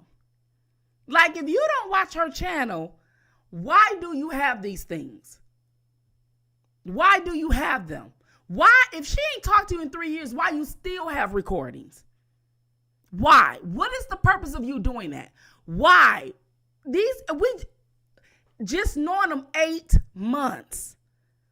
Y'all, I'm telling you, anybody that goes into this sector that meet this man, if they give him any few months of time, he could not let you go. He has this, especially if you're a female, he has a connection. Even a man too. He has a connection. You know what I'm saying? He's a federal agent. And I don't know if he just with this Kel thing, but he's on this internet, period. So periodically he'll leave and he'll come back and stuff like that if it's dull, ain't nothing popping. You get what I'm saying? But I was like, why is this man, you telling everybody I left them. Well, let me show you this screenshot. How you know all that? If you left us, why you watching? That's a question. Why you watching us? Why you have every recording of Sylvia and every screenshot and recording of me? Why are you watching us? You left us. You said so. If what you said is true, why you have it? We don't have it of you. Why you have it? Why is all these recordings still after 3 years later? Why you have it? That's meaning nothing. Because what he does is, if I can show a recording and play a recording, even if it ain't saying nothing, like last week, he played a recording like he was finna expose Levi. It didn't say shit. I was in the chat. It didn't say shit. I was like, bye, I'm out. I went over to the main sector. You see what I'm saying? I went over to the main sector. And a lot of people in the main sector asked me, who are you talking about? I said, nobody. He ain't getting no sons off me. Hell no. So, anyway, again, all she asked was the girl that I told you about. He had sex with her. He She came in on a mega bus. Now, these are the type of women he like. But he want to go upscale and date someone like Randa. Now, this girl lifestyle and Randa is completely opposite. They look completely opposite. They're completely different. So I don't understand, why did he think that he was going to sleep with this girl and had any chance with that one? But he went around and told me that there was his girlfriend, and I believed it. Because the way he was talking to her on the phone, he's like, oh, yeah, we talking. And I'm like, oh, okay. At the time, I didn't know nothing about her. You get what I'm saying? So I didn't know him, I knew that he don't tell the truth, but I didn't know it not to be the truth because he was talking on the phone to her like she was his woman. Man, when that came out that he was telling people that was his woman, that girl lit off into his behind, y'all. She lit off into his behind so bad one night, and she had everybody rolling. But she lit off into his behind one night that I was literally watching him, and he looked like he wanted to cry. Like, when I tell y'all, she roasts the best of him.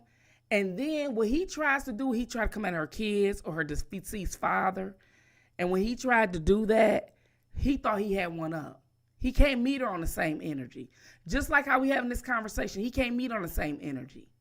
He has to call bitches whole. I'ma sit up there and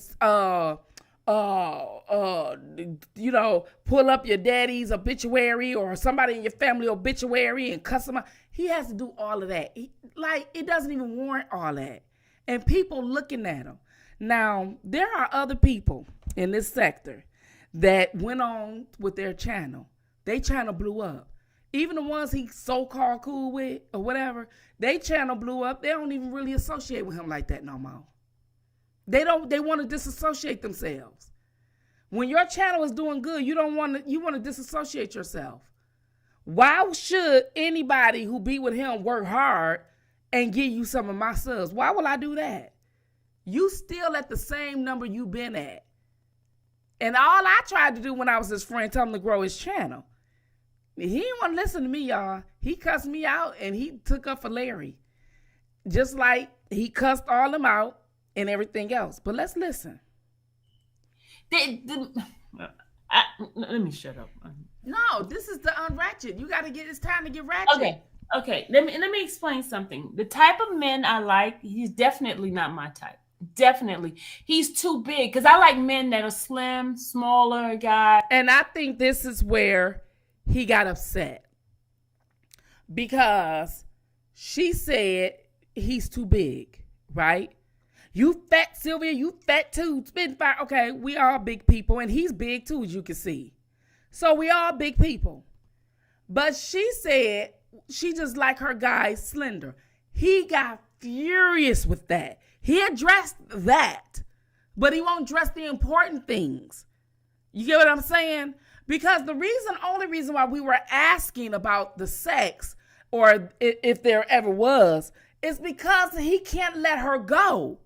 He would get on his live and say, I ain't talking about her no more. I'm done with them. I don't mention them. She be gone to the YSL courtroom. She ain't got time to mention him, and I'm over here, or sometimes I don't even be on. I be over on the MIB. People got other things to do. He have nothing. He has 3-4 channels of the same content, which is nothing. He's channel holders. He's not a content creator. So the fact that all his channels is this, and then he got one channel just in case someone want to strike it, it go on that channel. That's where he's going to invest his time. This is where he don't invest his time to grow his channel of nothing. Nothing at all. It's always beef. Like always. Always. He can't even address this. He would come on, if you mention him, he'll come on bitches and hoes. Now, he would take this moment from last night and tonight, and he would stretch it as long as possible. Long as possible. He's not going to keep coming at Levi because he like they said, like Randa said tonight, he will incriminate himself. Levi got shit on him too. He thought about it. Like, damn, he got shit on me too. I can't do that. No, because y'all all federal informants. right? So the fact is, he gonna stretch this. He was so happy that I said, okay, I'm gonna give you some attention. He was jumping in his seat last night. He was jumping today. He was so geeked because if you even have a conversation like this, he's gonna take it and lie. You see what I'm saying? And the people in his chat, they're getting tired of it. I was even in his chat. I had to come in his chat and fight with him tonight because his people was like, fuck him. He ain't pay attention. Let's get it. Guys, big people like smaller people. I just like tall. Well, I wasn't always big, believe it or not. But my husband is thinner, yeah. Yeah, I like slim, tall men because, I didn't want no little fat little guy with little sausage, tiny little sausage. Okay, I forgot about this part. She said it's sausage little. Okay, well, again, he didn't address it. And he never addressed that left breast. I want him to address that left breast, but he never would address it. Let's get it. I didn't want that because, I got to have somebody that got something. You know what I'm saying? So he don't look like he got anything. And then he didn't smell too good either. Okay. Wait a minute. Okay. Now listen. I never seen him in person. Okay. And I am so many hours away from him. He lies and make people think that, I'm not in Georgia. My intro says straight out of Detroit. So tonight he had people thinking that I was in Georgia. I'm like, what the? His lie doesn't make no sense. He gets so mad he don't think things through, right? So he comes at us and all this and that. And we just listening. We like, this is corny. And his people, and everybody's like, look at the people in this chat. They ain't even paying attention to him. They was having a whole conversation. So I came in this chat trying to type text on my phone and go at it with him and stuff like that. Them people was really, they just was not even having him. Like his own people they gave up on him. And his chat wasn't even lit up. Dana, that's what I was trying to tell you. But you want to grandstand against us. They ain't even light your shit up. And you came on here and entertained their asses. The way, the little donation, if you got any, was supposed to be way more after last night. They ain't even show up and show out on you. And that's the shit I was trying to tell your stupid ass. You've been stupid since I met you. Okay. Because my husband is not that type of person. He doesn't like mess. So you think because you had that relationship, you was forming a real relationship with him where he was over to your house and you was buying him food and you sold him a car and he ended up meeting your daughter first and then by fate, you think that by fate that's okay. People to subscribe to people's channel. So I called him up. I said, Sequan, I need your help. I need subscribers. He's like, okay, Sil, I got you. So that's how I end up getting subscribers. Because Sequan was helping me to, he would promote my channel on his Facebook and people would come and subscribe. And probably half of those people don't even watch me. But that's how I got the 5,000 because of Sequan. Okay. So what I was asking at that moment, there was I thought I had it. I don't know if Sylvia still has it. But I'm gonna try to look and see if I have it. There was a truce, okay? Sylvia, there was something we were all beefing in the Kel sector, right? And we were all beefing and stuff like that. And Sylvia wanted to, call truce and let everybody come in and air out their, grievances and it's always short-lived, but it was worth a try and everything. And I'm like, okay, so T. Stevens came and got me and, me and Blockbender, and we came over there and everybody was over there. At this time, Dana and I had already fell out, but they were still there, but they had ended up just leaving. I didn't know that. Because at this point, he ain't thinking about me because he done got his friend Larry, who set up R. Kelly.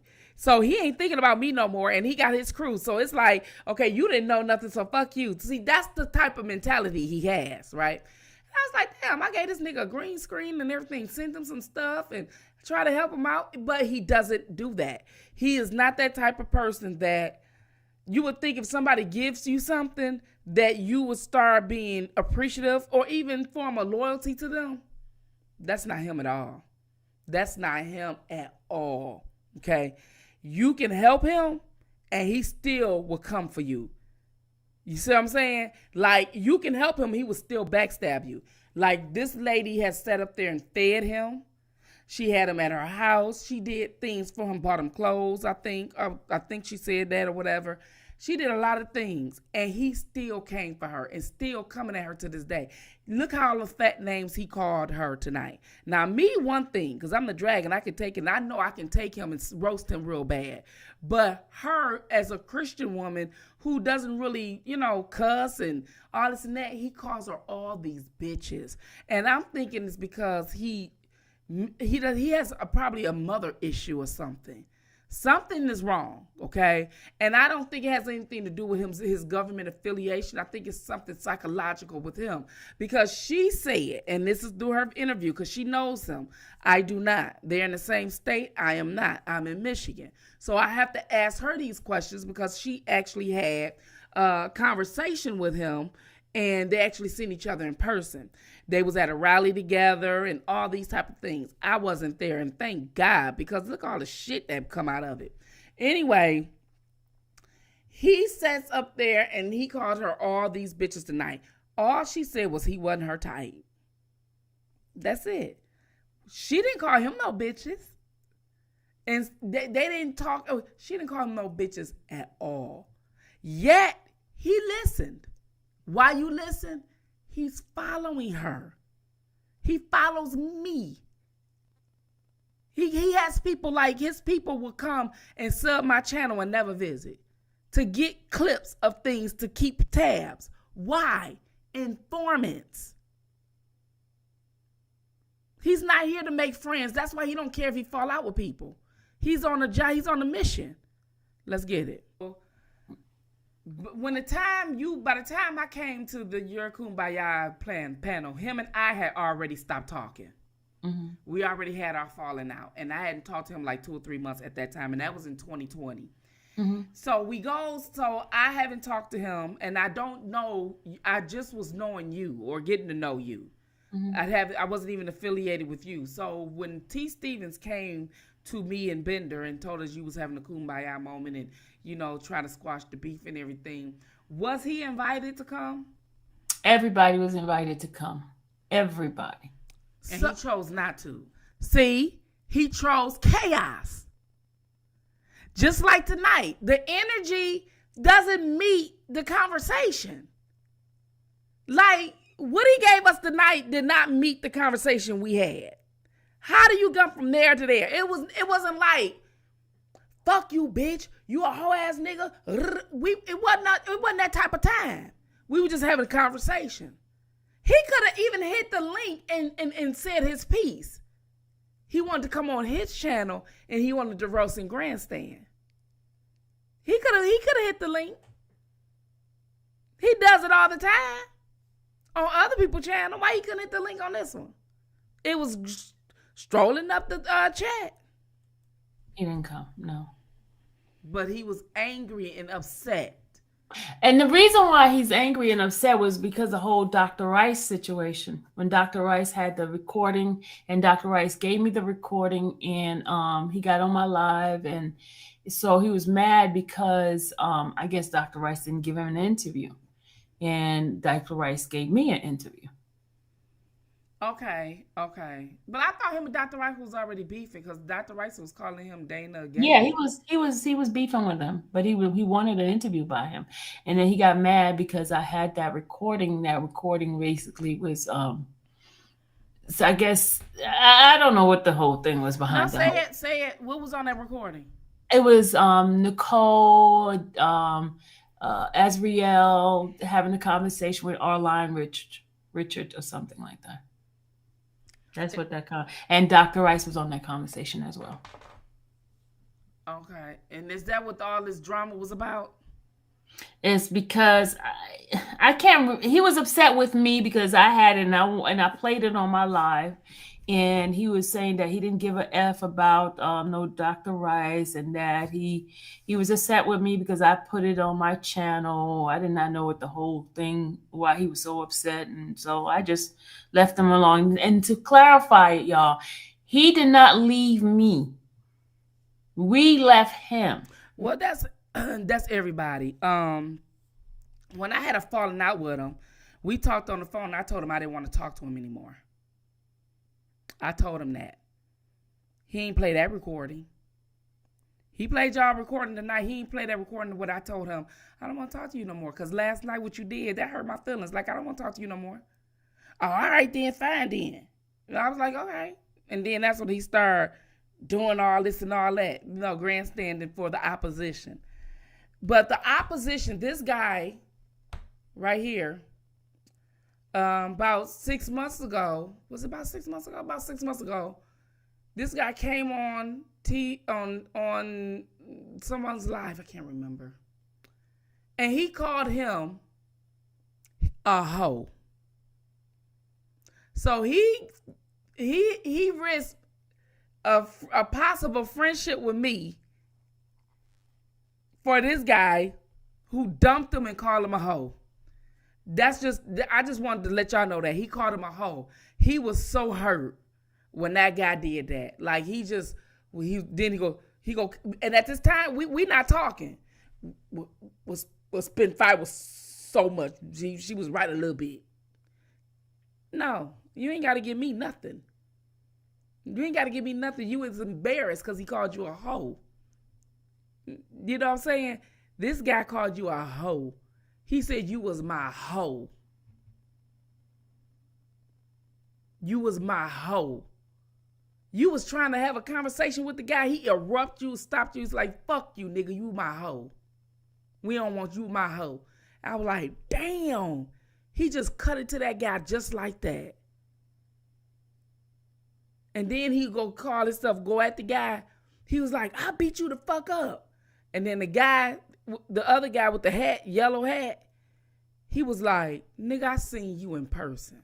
Like, he just snapped back just like that and clowned them. He ain't get mad with that goddamn energy. He just went after Old Cove, but he ain't get mad with that type of energy he meeting the women with. The women, woo! That nigga called him a hoe. Another man called you a hoe. He said you was my hoe. Damn. And you picked him. I was a soldier. You picked a feather, dummy. Me too. Okay. You keep trying to tell people that that he left us. No.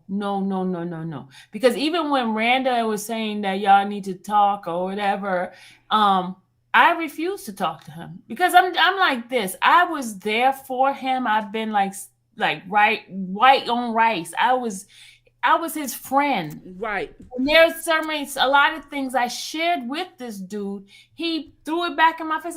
You know what I'm telling you? He takes a little bit of the truth and I had a lot of lies to it. I shared my personal stuff, my life, my family stuff with him. And what he did is throw it back in my face and added to it to make it look worse than what it was. Yes, he do.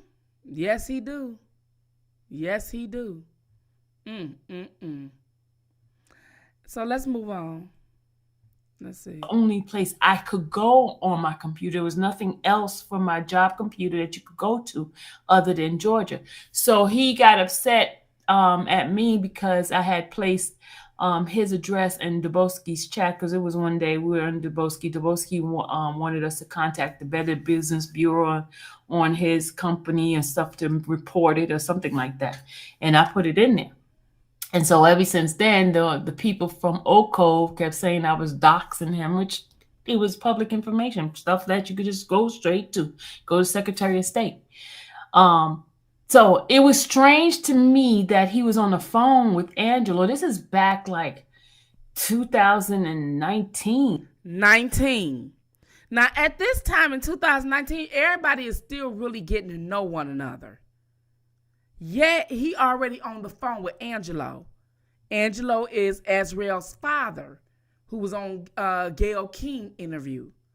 And they have known to set up R. Kelly, even the one that's in the yellow hat, that's the big liar over there, the one I don't like, that he took a picture with and takes up for, and he said he was his hoe. They were all in cahoots. And even in 2019, he was talking to him. How? We didn't even know that. How is that possible? Right after Robert got arrested, like around October and stuff like that. And he was in constant communication with that man. So it was kind of weird that every single body, even when we went to court, to Mason's court thing, he was talking to Dante. He talked to Greer. He was talking to all people that had something to do with Mr. Kelly's case. Red flags was just popping up. And then when I was talking to him two ladies and I was telling them, and they were like, yeah, they felt strange. It was kind of weird. It was. So you got to remember, so they were going back and forth to Atlanta. She gave him a ride from Atlanta to Chicago, or from Chicago to Atlanta. I think, let me see. Let me get it right. I gave a ride from Chicago to Atlanta. Gave him a ride to where he didn't have to, buy a ticket or a plane. And he calls her all these bitches.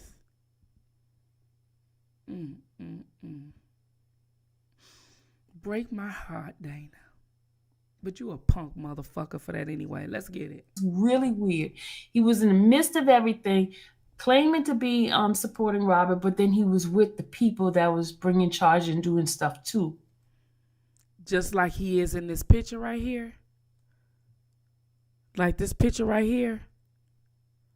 Is this what he was doing? Doing stuff like this? Taking pictures to him? Pictures right here? Like that? Okay. That's interesting. Let's get it. Mr. Kelly. Right. Well, I kind of figured that from the way we fell out. And then he changed that story so much, like it ain't. Yeah, he changed things around. Yeah, like it ain't public though. It's a video. You know what I'm saying? It's public. Like it's not. Okay, so at the time he knew Angelo, and Angelo was calling him, and that was a red flag to you because you thinking like, why is the father of this accuser calling you? He and he know the publicist of Tim.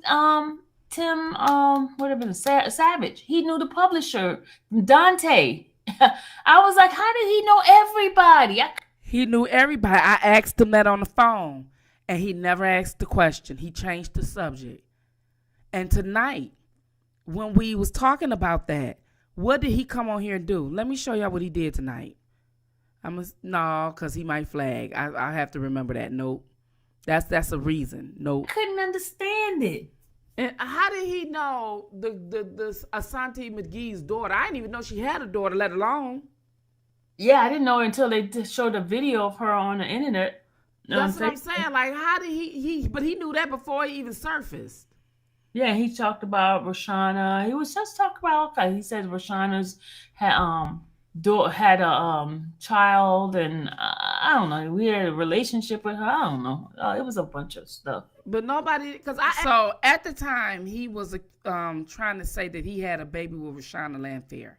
Now, I'm going to be honest with you. I didn't even know the girl's name that was supposed to be in this infamous tape at this time. I didn't know anything about that. And so it was all surfaced on this internet what her name was. And I've heard it from him. And he said he had a baby with her. Then he changed it and said, well, everybody was saying I had a baby with her. Why would everybody say you have a baby with somebody that's accusing this man and trying? Why would everybody say you? It doesn't make sense. But if it distracts, it's okay. And then it's a group of them. It's a lot of distractions on here. You know what I'm saying? All you need is a handful and make it seem like it's a lot. Let's get it. Asked him one time, how did he know all the accusers? I did. And then with the the Baltimore ladies, remember? Because the woman that's around him, Brooke, she's supposedly friends with the lady, and I'm like, all of this is crazy. Yeah, and I don't believe. Okay, so what she's saying there is that there was a young woman on here, okay, that was his friend and / ex-girlfriend. And then there were some women in the state that he from, in Maryland, said that R. Kelly did something. It was 2 women. That was the picture where what's her name? Gloria Allred. Gloria Allred held up a picture of LL Cool J thinking it was R. Kelly. And the 2 women were there. He knew them 2 women. Do you understand what I'm saying? So he not only, his ex-girlfriend knew the 2 women. That's not coincidence, y'all. So we was asking these questions and we like, okay, it's over with now. Why is it? He gets offended when we ask these questions and he gets to calling us all kind of bitches and hoes and pigs, this and all this and that, like he's a thin man. He really thinks he's thin. And he gets to calling us names. But he doesn't, and listen to our tone. Again, we're not calling him bitches and hoes. We're not disrespectful. I'm getting real disrespectful. For what? The case is over with. What you grandstanding for now? For what? For what? Okay? Stop supporting him when he act like that, y'all. And you know what I'm saying? I know I played with him tonight because I normally don't go over there and I'm not after the night, and I really am. I really not after the night. But, you know, I just thought that I was going to have, I had some time this weekend. So I decided to play with him, but I'm getting back to grinding. But the fact of the matter is, it doesn't meet the energy. Like, I can have a conversation, and if you say his name, he thinking you talking about him. You ain't even got to be saying nothing. You could be like, oh, that's Dana's water. Why you say my name? You know what I'm saying? Like, he just wait on something to pop. He wait. You know what I'm saying? And then I know it. He would take any kind of attention. Let's get it. He knew Gerald Griggs. Like, he knew everybody that was... He knew Gerald Griggs. The attorney for Tim Savage. You know, he knew Gerald Griggs. Yes, he knew all these people. This is the man y'all supporting. Okay? Against Rob. Mm-hmm. Hey, everything. Yep. And had their number because wasn't he the first one to have... Hey, Elizabeth. What's the girl name? You cool with it now, but Cash Jones, wasn't he the first one to have her number? How you get her number? I don't know, but I know how Cash reached out to me. She reached out to me on Facebook Messenger. That's how she connected with me. Okay. Okay. Now he had he was friends with Larry. Well, was used to, I don't know. Yeah, he's the one who got us talk. This is Larry right here. The guy with the yellow underneath the hat. That's Larry. That's the guy that helped frame R. Kelly and everything else. And working with the accusers. And he's in paperwork. He's a federal informant. And he got time off his sentence because of working with this R. Kelly case. And look, they're taking pictures. Look at him. That's homeboy. That's you know what I'm saying? Like, what up? Taking pictures together. Why would you want to do that? Interesting. Talking to Larry because I talked to Larry a couple of times behind the scene. Okay, so tell me what that relationship was about when you were engaging with Larry. Larry always felt that I didn't trust him because I would always like you know how I just never trust him. I just never, but I would, listen to him, and I would always thinking that we're being recorded. And so in fact, Sibbo is one of the person that helped. I mean, that I would talk through to Larry through Sibbo. Now I want to explain with the whole wedding thing. There was one day I was talking on the phone with Sibbo and everything, and Larry and his wife were going to get married, right? So I was talking to his wife, and then I decided to send her $50 for a wedding present. And that's the only money I've ever sent them. What, Larry? Larry's wife. I sent her the $50 for a wedding present. Yeah. You made a lot of mistakes in this, huh? Absolutely. I made a lot of mistakes. I'm not going to act like. And now you see how I came at her when they came to Larry. He got mad about that tonight. He cussed us out about that. Bitches and hoes and I'm getting disrespectful. This doesn't even warrant all that. Like, I'm asking her questions. We have to mention you when I'm asking her questions. One of the things that we cannot deny is the fact that you and her, she was rocking with you. So to think that I can interview her and you not come up is unthinkable. But the fact that we're not disrespecting you or saying anything bad about you, you're mad because you're not part of the conversation and you're not over here. You're mad because people won't come back to you or talk to you again. He's mad about all that. If we would come back to him, he would dump all of them over there.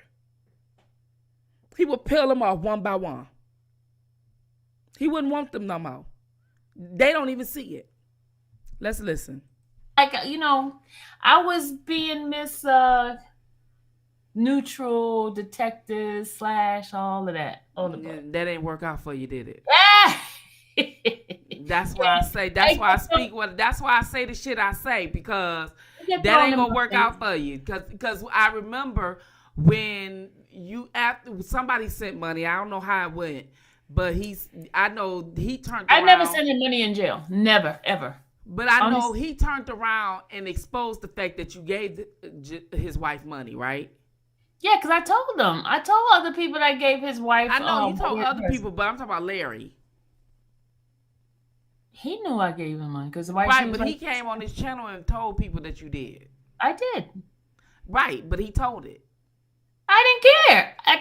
What I'm saying was, it wasn't nobody's business. He wanted to tell it to bring non-support or non-trust in you. You get what I'm saying? Yeah. That's the point he did. You can't help a snake and anything attached to it.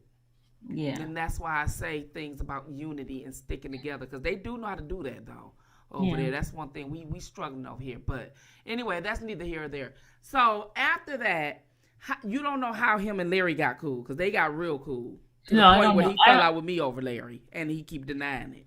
No, I don't know how they got cool, but I know how I started talking to Larry. I could name the amount of time I talked to Larry with my fingers. So I didn't talk to Larry much.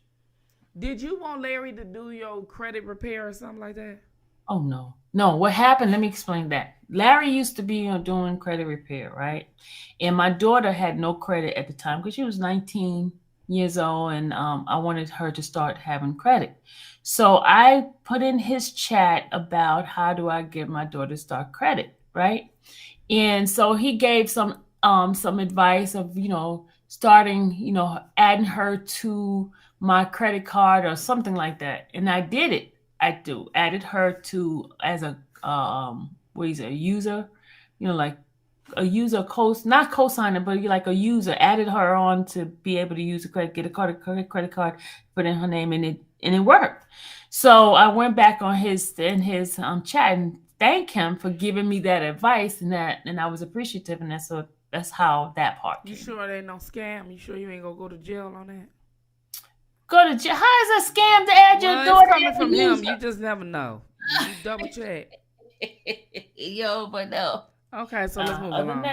You need to think that he didn't help. I didn't help his child. I mean, he stayed out there with your daughter, and I'll put the link down. And I want them to come up here because so what's going on with that? So he never called me. So I decided to play chapter 5, right, of the book, and so at this point we got to talking about asking questions about Carrie Kelly, who is suing the infamous Sylvia about a book, and at this time she decided not to really give into details because the case is open and they have to go to court October the 24th of this year. So R. Kelly brother is one of the ones who was in Surviving R. Kelly. He was on Tasha K, Wendy Williams to help take down his brother, R. Kelly. And then he tried to come back and do damage control and say he support his brother and all this and that. But then he's coming at a supporter and suing her. So that was that. Now, we don't want to talk too much more about that because, like I say, the case is open. Okay, so let's listen. So okay. So this guy comes up with his picture up there, right? So let's listen. Not him. Is that Debo? No, that's me, Big Marshall. Oh my God! You so full of it. So I thought that was Debo. He's like, nah, it's Marshall. Again, nobody said anything. Nobody said anything. He came back cussing us the hell out tonight, y'all. Woo. Okay, I'll be quiet. Okay, what was the question again before Marsha interrupted? About Carrie Kelly, how did all that stuff get started? Okay, so she put the message inside of Angie's thing, right? So it kind of ticked me off, y'all. I'm gonna be honest. If I became petty when I saw that, because I was like.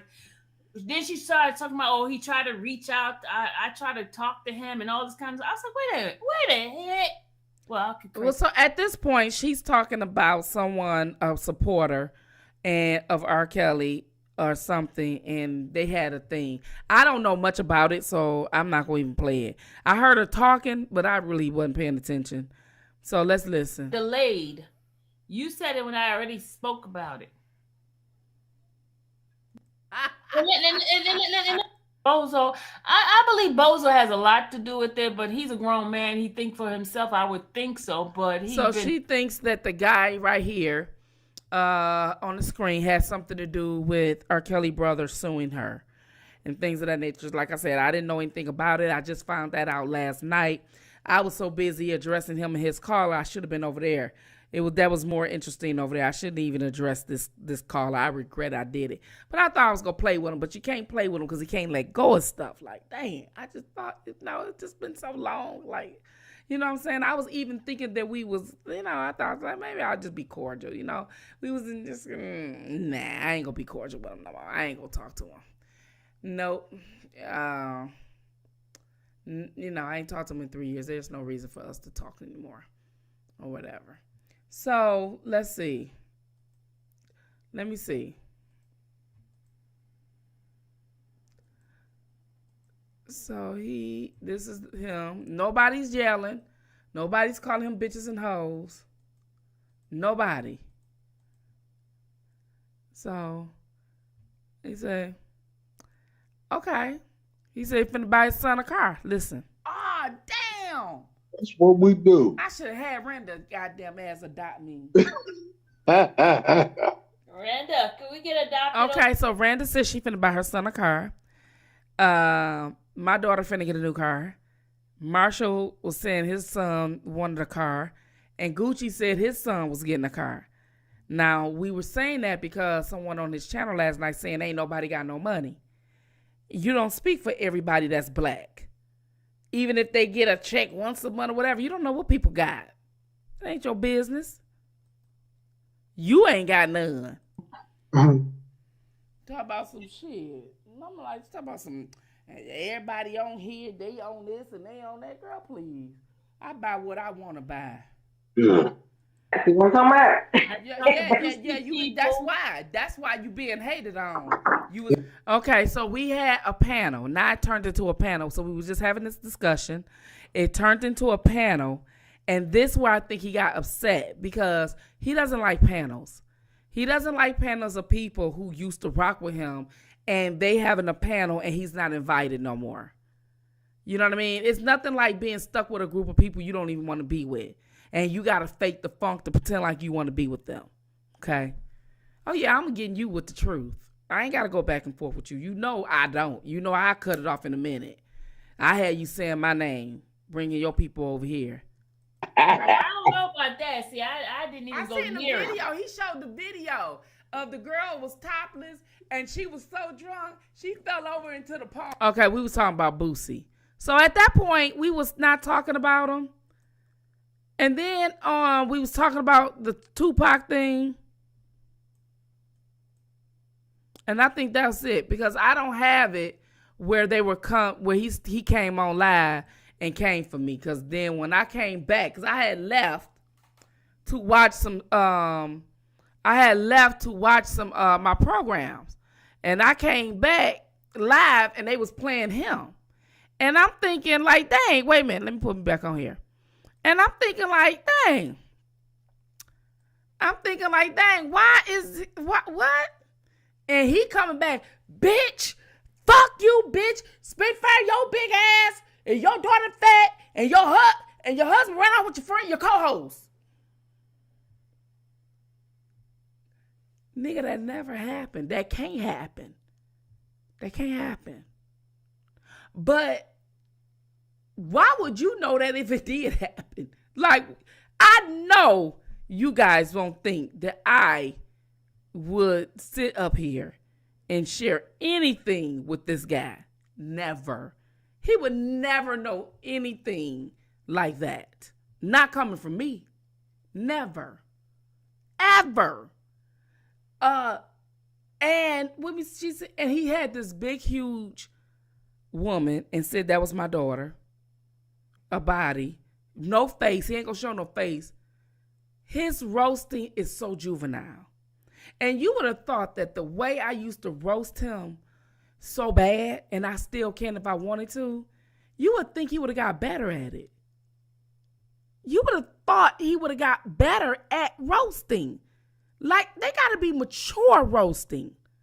His roast is calling people bitches and hoes. Anybody can do that.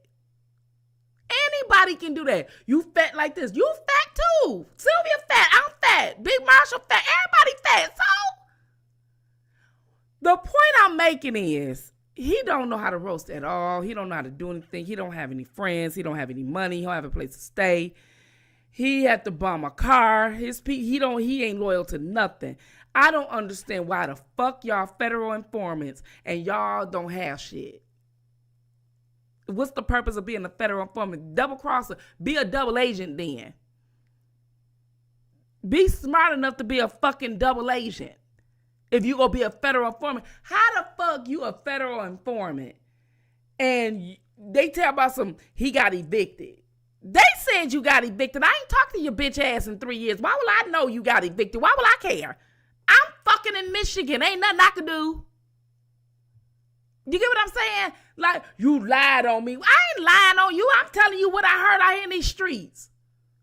I didn't say it was for sure and it was from me. You lied just for attention. Attention. Or is it that you are paid to do it? But there's nothing for you to do anymore. You just don't even know what to do with yourself now or your channel. No, don't know what the fuck to do with it. He ain't even roasting like he 15, he roasting like he in the 3rd grade. Yo mama, African booty scratcher. Like, this is the shit that he says. Like, I can't roast with that because people gonna think I'm picking on you. I already know you're protected by the ADA.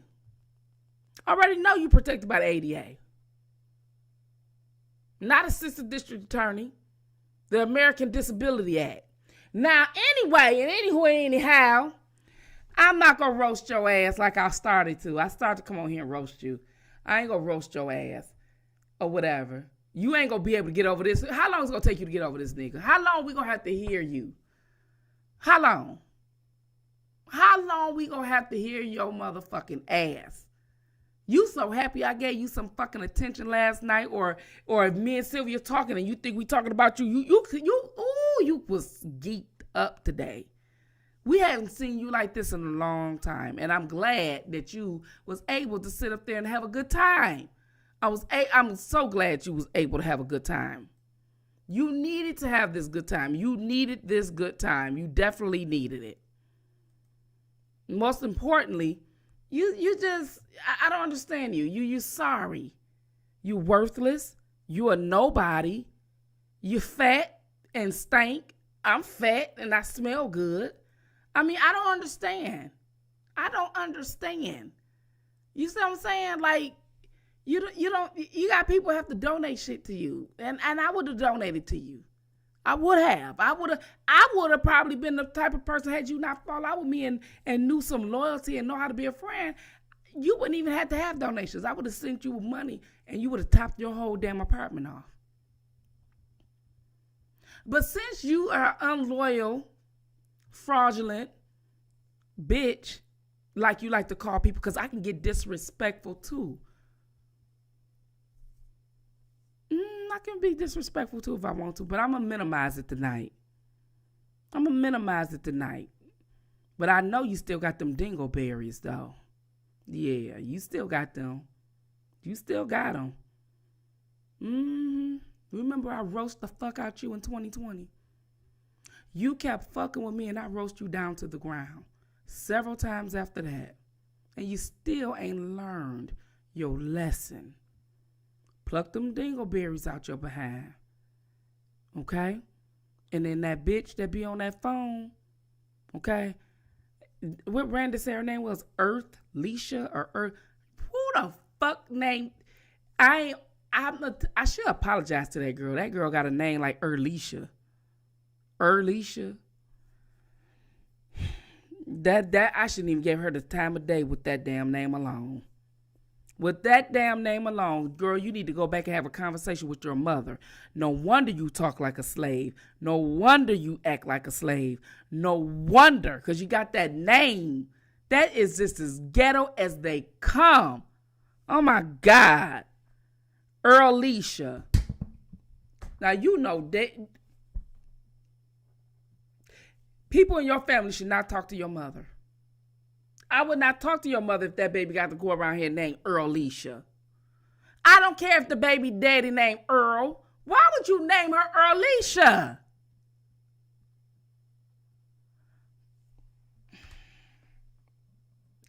You got bigger problems. You need to figure out Leisha.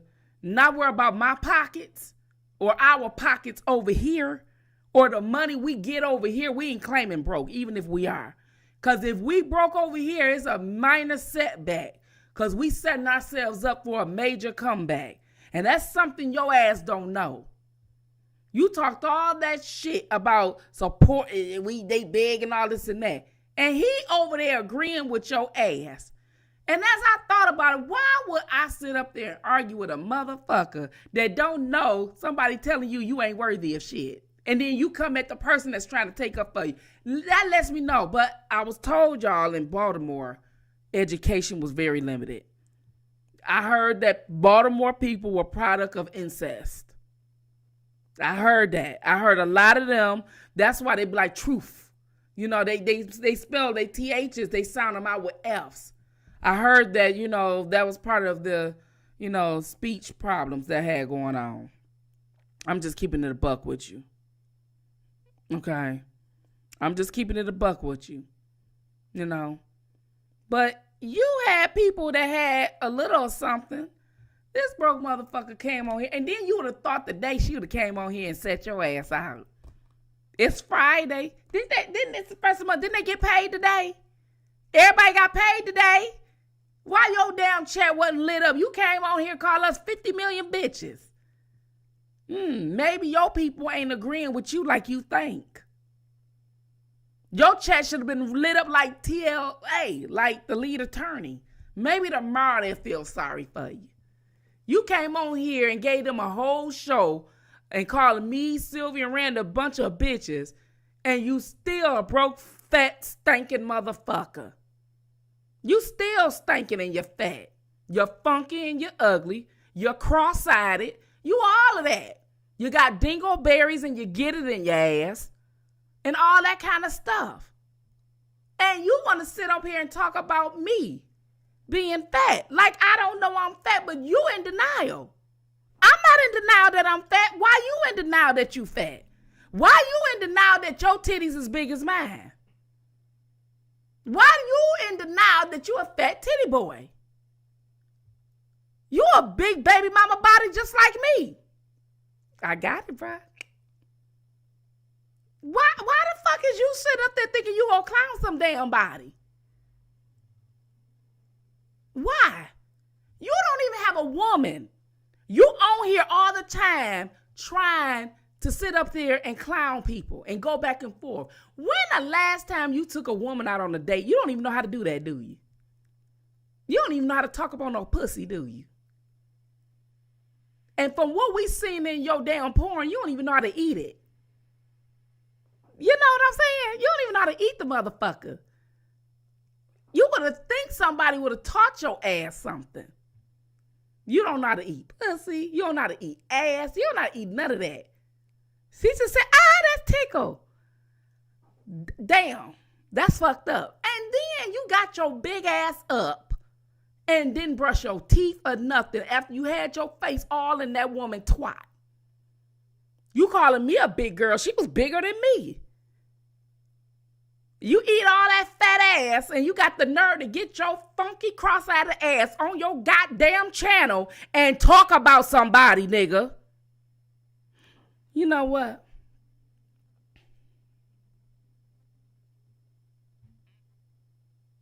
Let's get it.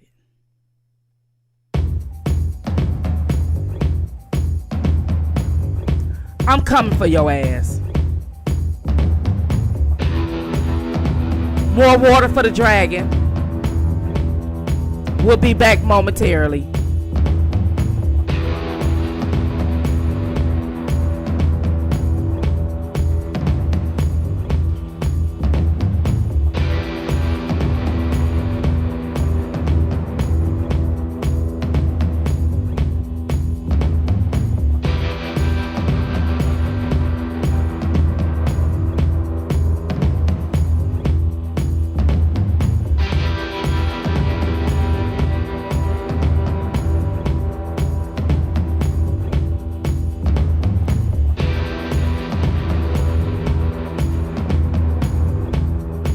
Let's get it.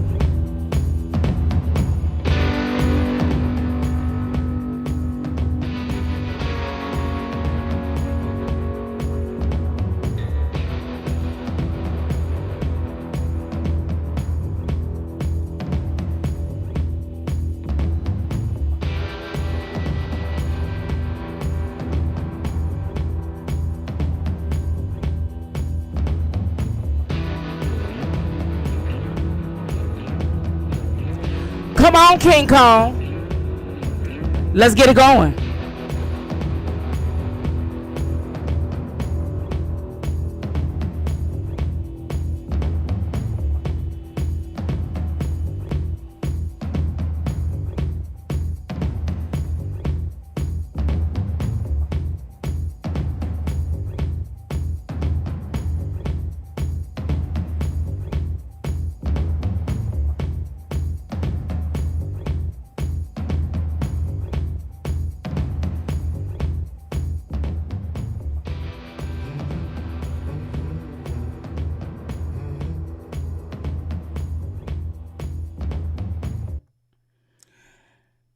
You know what,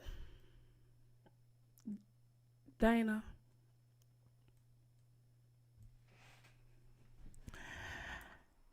You see,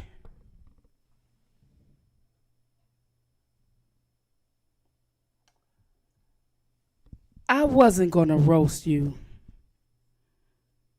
I wasn't. But I thought about it. It's been 3 years since I roast you, and I cussed you out in between. But I thought that I would definitely come on here and roast you just a little bit. You say we fat and we all this and that, but Dana, let me tell you something. You have built up. You haven't ejaculated in a long time. That shit can bag up and give you a heart attack, Dana. You're already fat. You have to release that. It might can even cause water retention. You know, when your ankles swell up and all this and that because you don't have no release. You don't know how. You come on here and you come at Sylvia and me and you call us all these bitches. All because you need to be relieved. You put your face in a woman's ass just as big as mine, if not bigger. You licked her from front to back, and when you got out of that damn bed, you didn't even brush your teeth. Now you black, fat, cross-eyed with ass breath. And you got built up. Speaking of dragon breath, I would rather have that because I'm spitting this fire on your ass right now. Dana, you walk like a pigeon. You got flat feet. You got a little dick to none. And you got big titties. Yeah, you do. And you don't know how to eat ass. I was going to sit up there and purchase you a prostitute. It doesn't matter if she sit up there and had an STD test.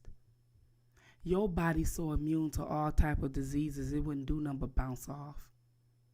I heard you was impoverished. You need to be hanging around somebody with some money, Dana. You ain't got any. You know what, Dana? You know what you remind me of? You remind me of them black kids with them big stomachs overseas with them flies in their eyes. I think that's where Mama Mary got you from. Dana, let me ask you something. The last time I asked you, did Sibbo touch you? But somebody touched you, though, didn't they, Dana? That's why you hate people. You hate men, you hate women. Who turned you out, Dana? Who sat up there and bust your nasty fat ass out? Who taught you how to suck dick, Dana? I heard you was sucking somebody's dick in church. If I find out that's why your ass playing the drums in church, I'm going to come over there and kick your fat ass like I've been telling you. I'm sick of you. You sit up here and you get on here and talk shit. You ain't had your dick sucked in a long time. And I could have cashed up you some money. Let you go out there on the streets and get you one of those goddamn crackheads. That's the best you go get, Dana.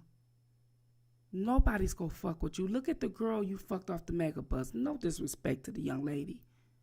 But that's the best you're going to get.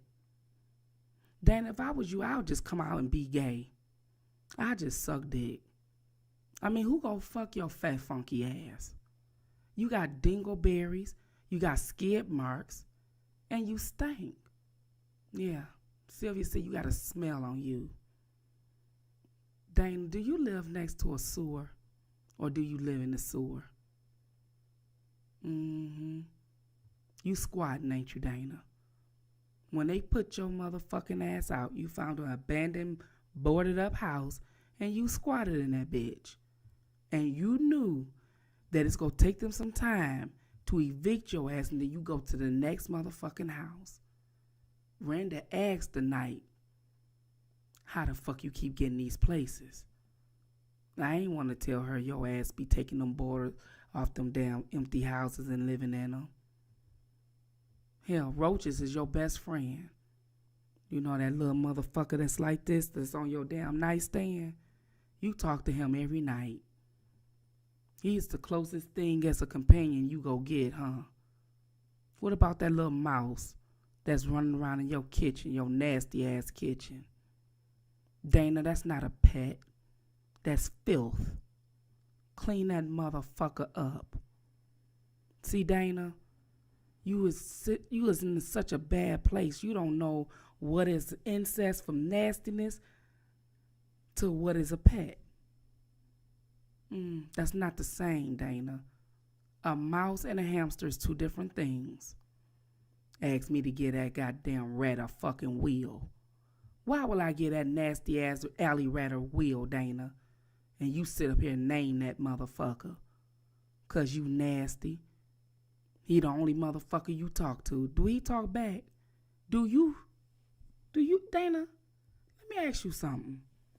And I'm serious though. Come here. Come here, Dana. Let me ask you something. You always talking about kids. Nah, you ain't no pedophile. These kids today, they'll fuck your fat ass up. Nah, you ain't no pedophile. You too stupid to be one of those. You would get caught. Somebody mama been kicked your ass, Dana. Hell, the kids been kicked your ass. You too dumb. You can't violate no damn kid. You been violated so motherfucking much. You still a kid yourself. Look at your roast, Dana. You roast like you 3rd grade. You ADD. You on the spectrum. I know your ass is. Mama Mary did that to get that check. I got to talk to Mama Mary about your motherfucking ass. Let me tell you something, Mama Mary. You need to let Dana go. Dana grown. He need to have a job. Quit trying to tell everybody he motherfucking 10 years old. He just big for his age. So you can get a goddamn check. No, at some point he's going to have to age out of the ADA check you get and take his ass to work. Dana, why the fuck you ain't take your ass to work? You been on this internet a lot lately. Dana, let me tell you something. You be getting a job. Why don't you never try to get a girlfriend? That girl who asked you, hey, she don't want to talk to you no more? I wouldn't talk to your ass either. Spread my goddamn big ass thighs open and your motherfucking ass don't know how to eat it. Shit. I wouldn't talk to your ass no more either. Dana, how you fat, stupid, and don't know how to eat ass? Well, tell her you was cross-eyed and you was just looking 2 different ways and you couldn't see. Then I was looking at your profile picture one day. Your eyes be going just like that. It do, and then it go back like this. Then it go like that. Which eye is lazy? I don't even know. Because if you stare at you long enough, this one drift off, then it focus back in, and then this one do it. Dana, your eyes is like a fork. Sure do it go just like that. But I'm just going to tell you something, Dana. That girl, Alicia, she should give you some pussy. She should give you some pussy. Now, I know it's dry. No, she ain't got no wop. She talk too much. You got to fuck that bitch in the ocean to get that motherfucker wet. But you won't know where to put it. Ain't no need of giving that, telling you about that. I ain't going to even talk to you about sex. Tried to tell you about the birds and the bees a long time ago. Your motherfucking ass never catch on. You really was out there trying to catch birds and bees till your motherfucking ass got stung and Mama Mary had to take your ass to the emergency. But that's neither here or there. I'm not going to even tell everybody that business. And don't y'all laugh. Don't y'all laugh at him. Okay? I told him I wanted to tell him about the birds and the bees, and he went out and tried to capture a bee. Interesting. But Dana, let me tell you something before I get my ass up out of here, my fat ass. I'm not going to go back and forth with your motherfucking ass. Your channel is flopping. You still at 3,000-4,000 subscribers. Everybody passed your dumb ass. You just a dumb fuck. You mean nothing. You are nobody. And I know that sometimes the things that I say may come off as, a little harsh. But I'm just only telling it for your own good. Dana, could you imagine? You got dumped by a scammer, a real life scammer. He said you was his hoe. I knew that was a lie. Did he see you eat ass? He should have known your ass wasn't no hoe. You ain't no player like that. Shit. No, you ain't got that issue. See, Dana, women try to get to talking to you. You tall, you dark, they think you got something. But when they realize that a roach is your best friend and that damn mouse that be running around in that kitchen and you got a little stint on you, they run the other way. All you go do, Dana, is get with a bitch like or named Earlisha. That's the best you can get. Earlisha. A bitch with a man name. Hell, Dana, your goddamn name, two-tone, unisex, Dana. I know some men named Dana and women. Does that mean that you was born with both parts, Dana? Why you act like that? You got a vagina and a dick. You was born with both. Ain't them people they call Methodites? Dana, Mama Mary. Is that why you be sitting down peeing? I told your motherfucking ass you a man. You're supposed to stand your ass up. And you said, no, I feel better when I sit down. Is that why? You got a coochie too, huh? You got a dick and a pussy. Then if I was you, I'd just take my dick and try to put it in my pussy. That's about the best piece of dick you go get. See if you can feel it. And work it that way. You ain't gonna get no sex, Dana. You on the internet too damn much. You don't know how to eat ass. And then you sit up there talking about, they talk about my kids. Dana, ain't nobody talk about your kids. I don't think them your kids. The way you eat ass, them can't be your kids. You can't make no kids eating ass like that, Dana. Nah. You better take a DNA, boy. I'm just keeping it real with you. Better take a DNA. If you eat ass the way we seen you eat ass, your hump game ain't shit either. I'm just keeping it a buck with you. Don't get mad at me. I'm just telling it. Shit. Ain't no way in the fuck see your ass eating ass out there. And you got the nerve to have the last name Jackson. Making Jacksons look bad out here. Boy, what the fuck wrong with you? You supposed to have that bitch crying and hollering and yelling, stop and climbing the wall, and your motherfucking ass, she laughing at your ass while you got your tongue up in her ass, scraping out her goddamn dookie shoe. You got the nerve to talk about some fucking body. You know what, Dana? You a dirty motherfucker. Yeah, you a dirty motherfucker. You ain't shit. You ain't gonna never be shit. You friends with somebody named Earlisha. You got the same motherfuckers in your chat. Some of them people ain't even in your chat no more, Dana. Yeah, I peeped that. I peeped some of your soldiers gone. What you do? You lied on them too? Nigga, you tell lies, and the lies don't even make sense. How the fuck you a federal informant and your motherfucking ass don't even know how to talk? I'm getting sick of you. When I left your ass, you went off the deep end, like I said. Sylvia left your ass, you turned into a goddamn psychopath. Motherfucker who got suffering from separation anxiety. We separated from you, they gave you all kind of anxiety. How did you feel when I was talking to Sylvia on the panel today? Did you have an itch down there? Did you have a little sensation? Was you looking like this trying to see that left one? You was massaging your thing. You said, I was watching all day. What took you so long to come on? You was jacking off. Had to get that build up when you seen Sylvia on that chat. It happens. It happens. Because you a man. You don't know how to relieve yourself. You don't know how to go about getting no pussy. You don't know how to eat no ass. And then you don't even know how to wash your ass, so ain't nobody gonna suck your dick. You got dingleberries. Then, let me tell you something. You're gonna have a rash, you gonna get them dingleberries out of there. When you sit up there and shit and you wipe your ass till it's clean, then you get your ass in the shower. And it's supposed to be a clean towel. You need to exfoliate like I told you. Don't dye your hair no more colors. We'll fuck your fat ass up from one fat motherfucker to another. Still that way. It's always gonna be that way. Yeah, you go sit up there and play a recording. Yeah, I was heartbroken when you picked Larry. Because I didn't know you was that motherfucking stupid to know that Larry was an op. You didn't know that, did you? Yeah, you did. He said you was his hoe. You picked a nigga that said you was his hoe. You was a dumb motherfucker. You always will be one. You will be a stupid bitch till the day you die. I'll be a fat bitch until I get to walking around the track, and you always be a stupid bitch.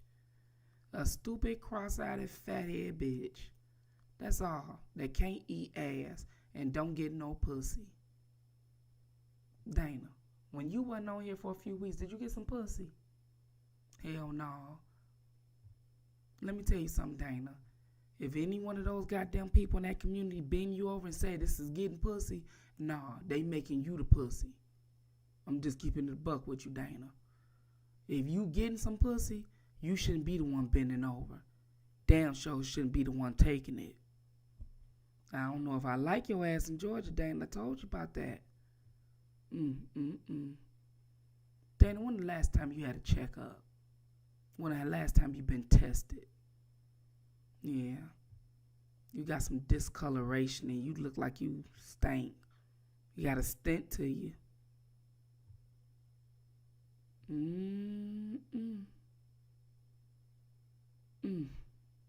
She said you stank.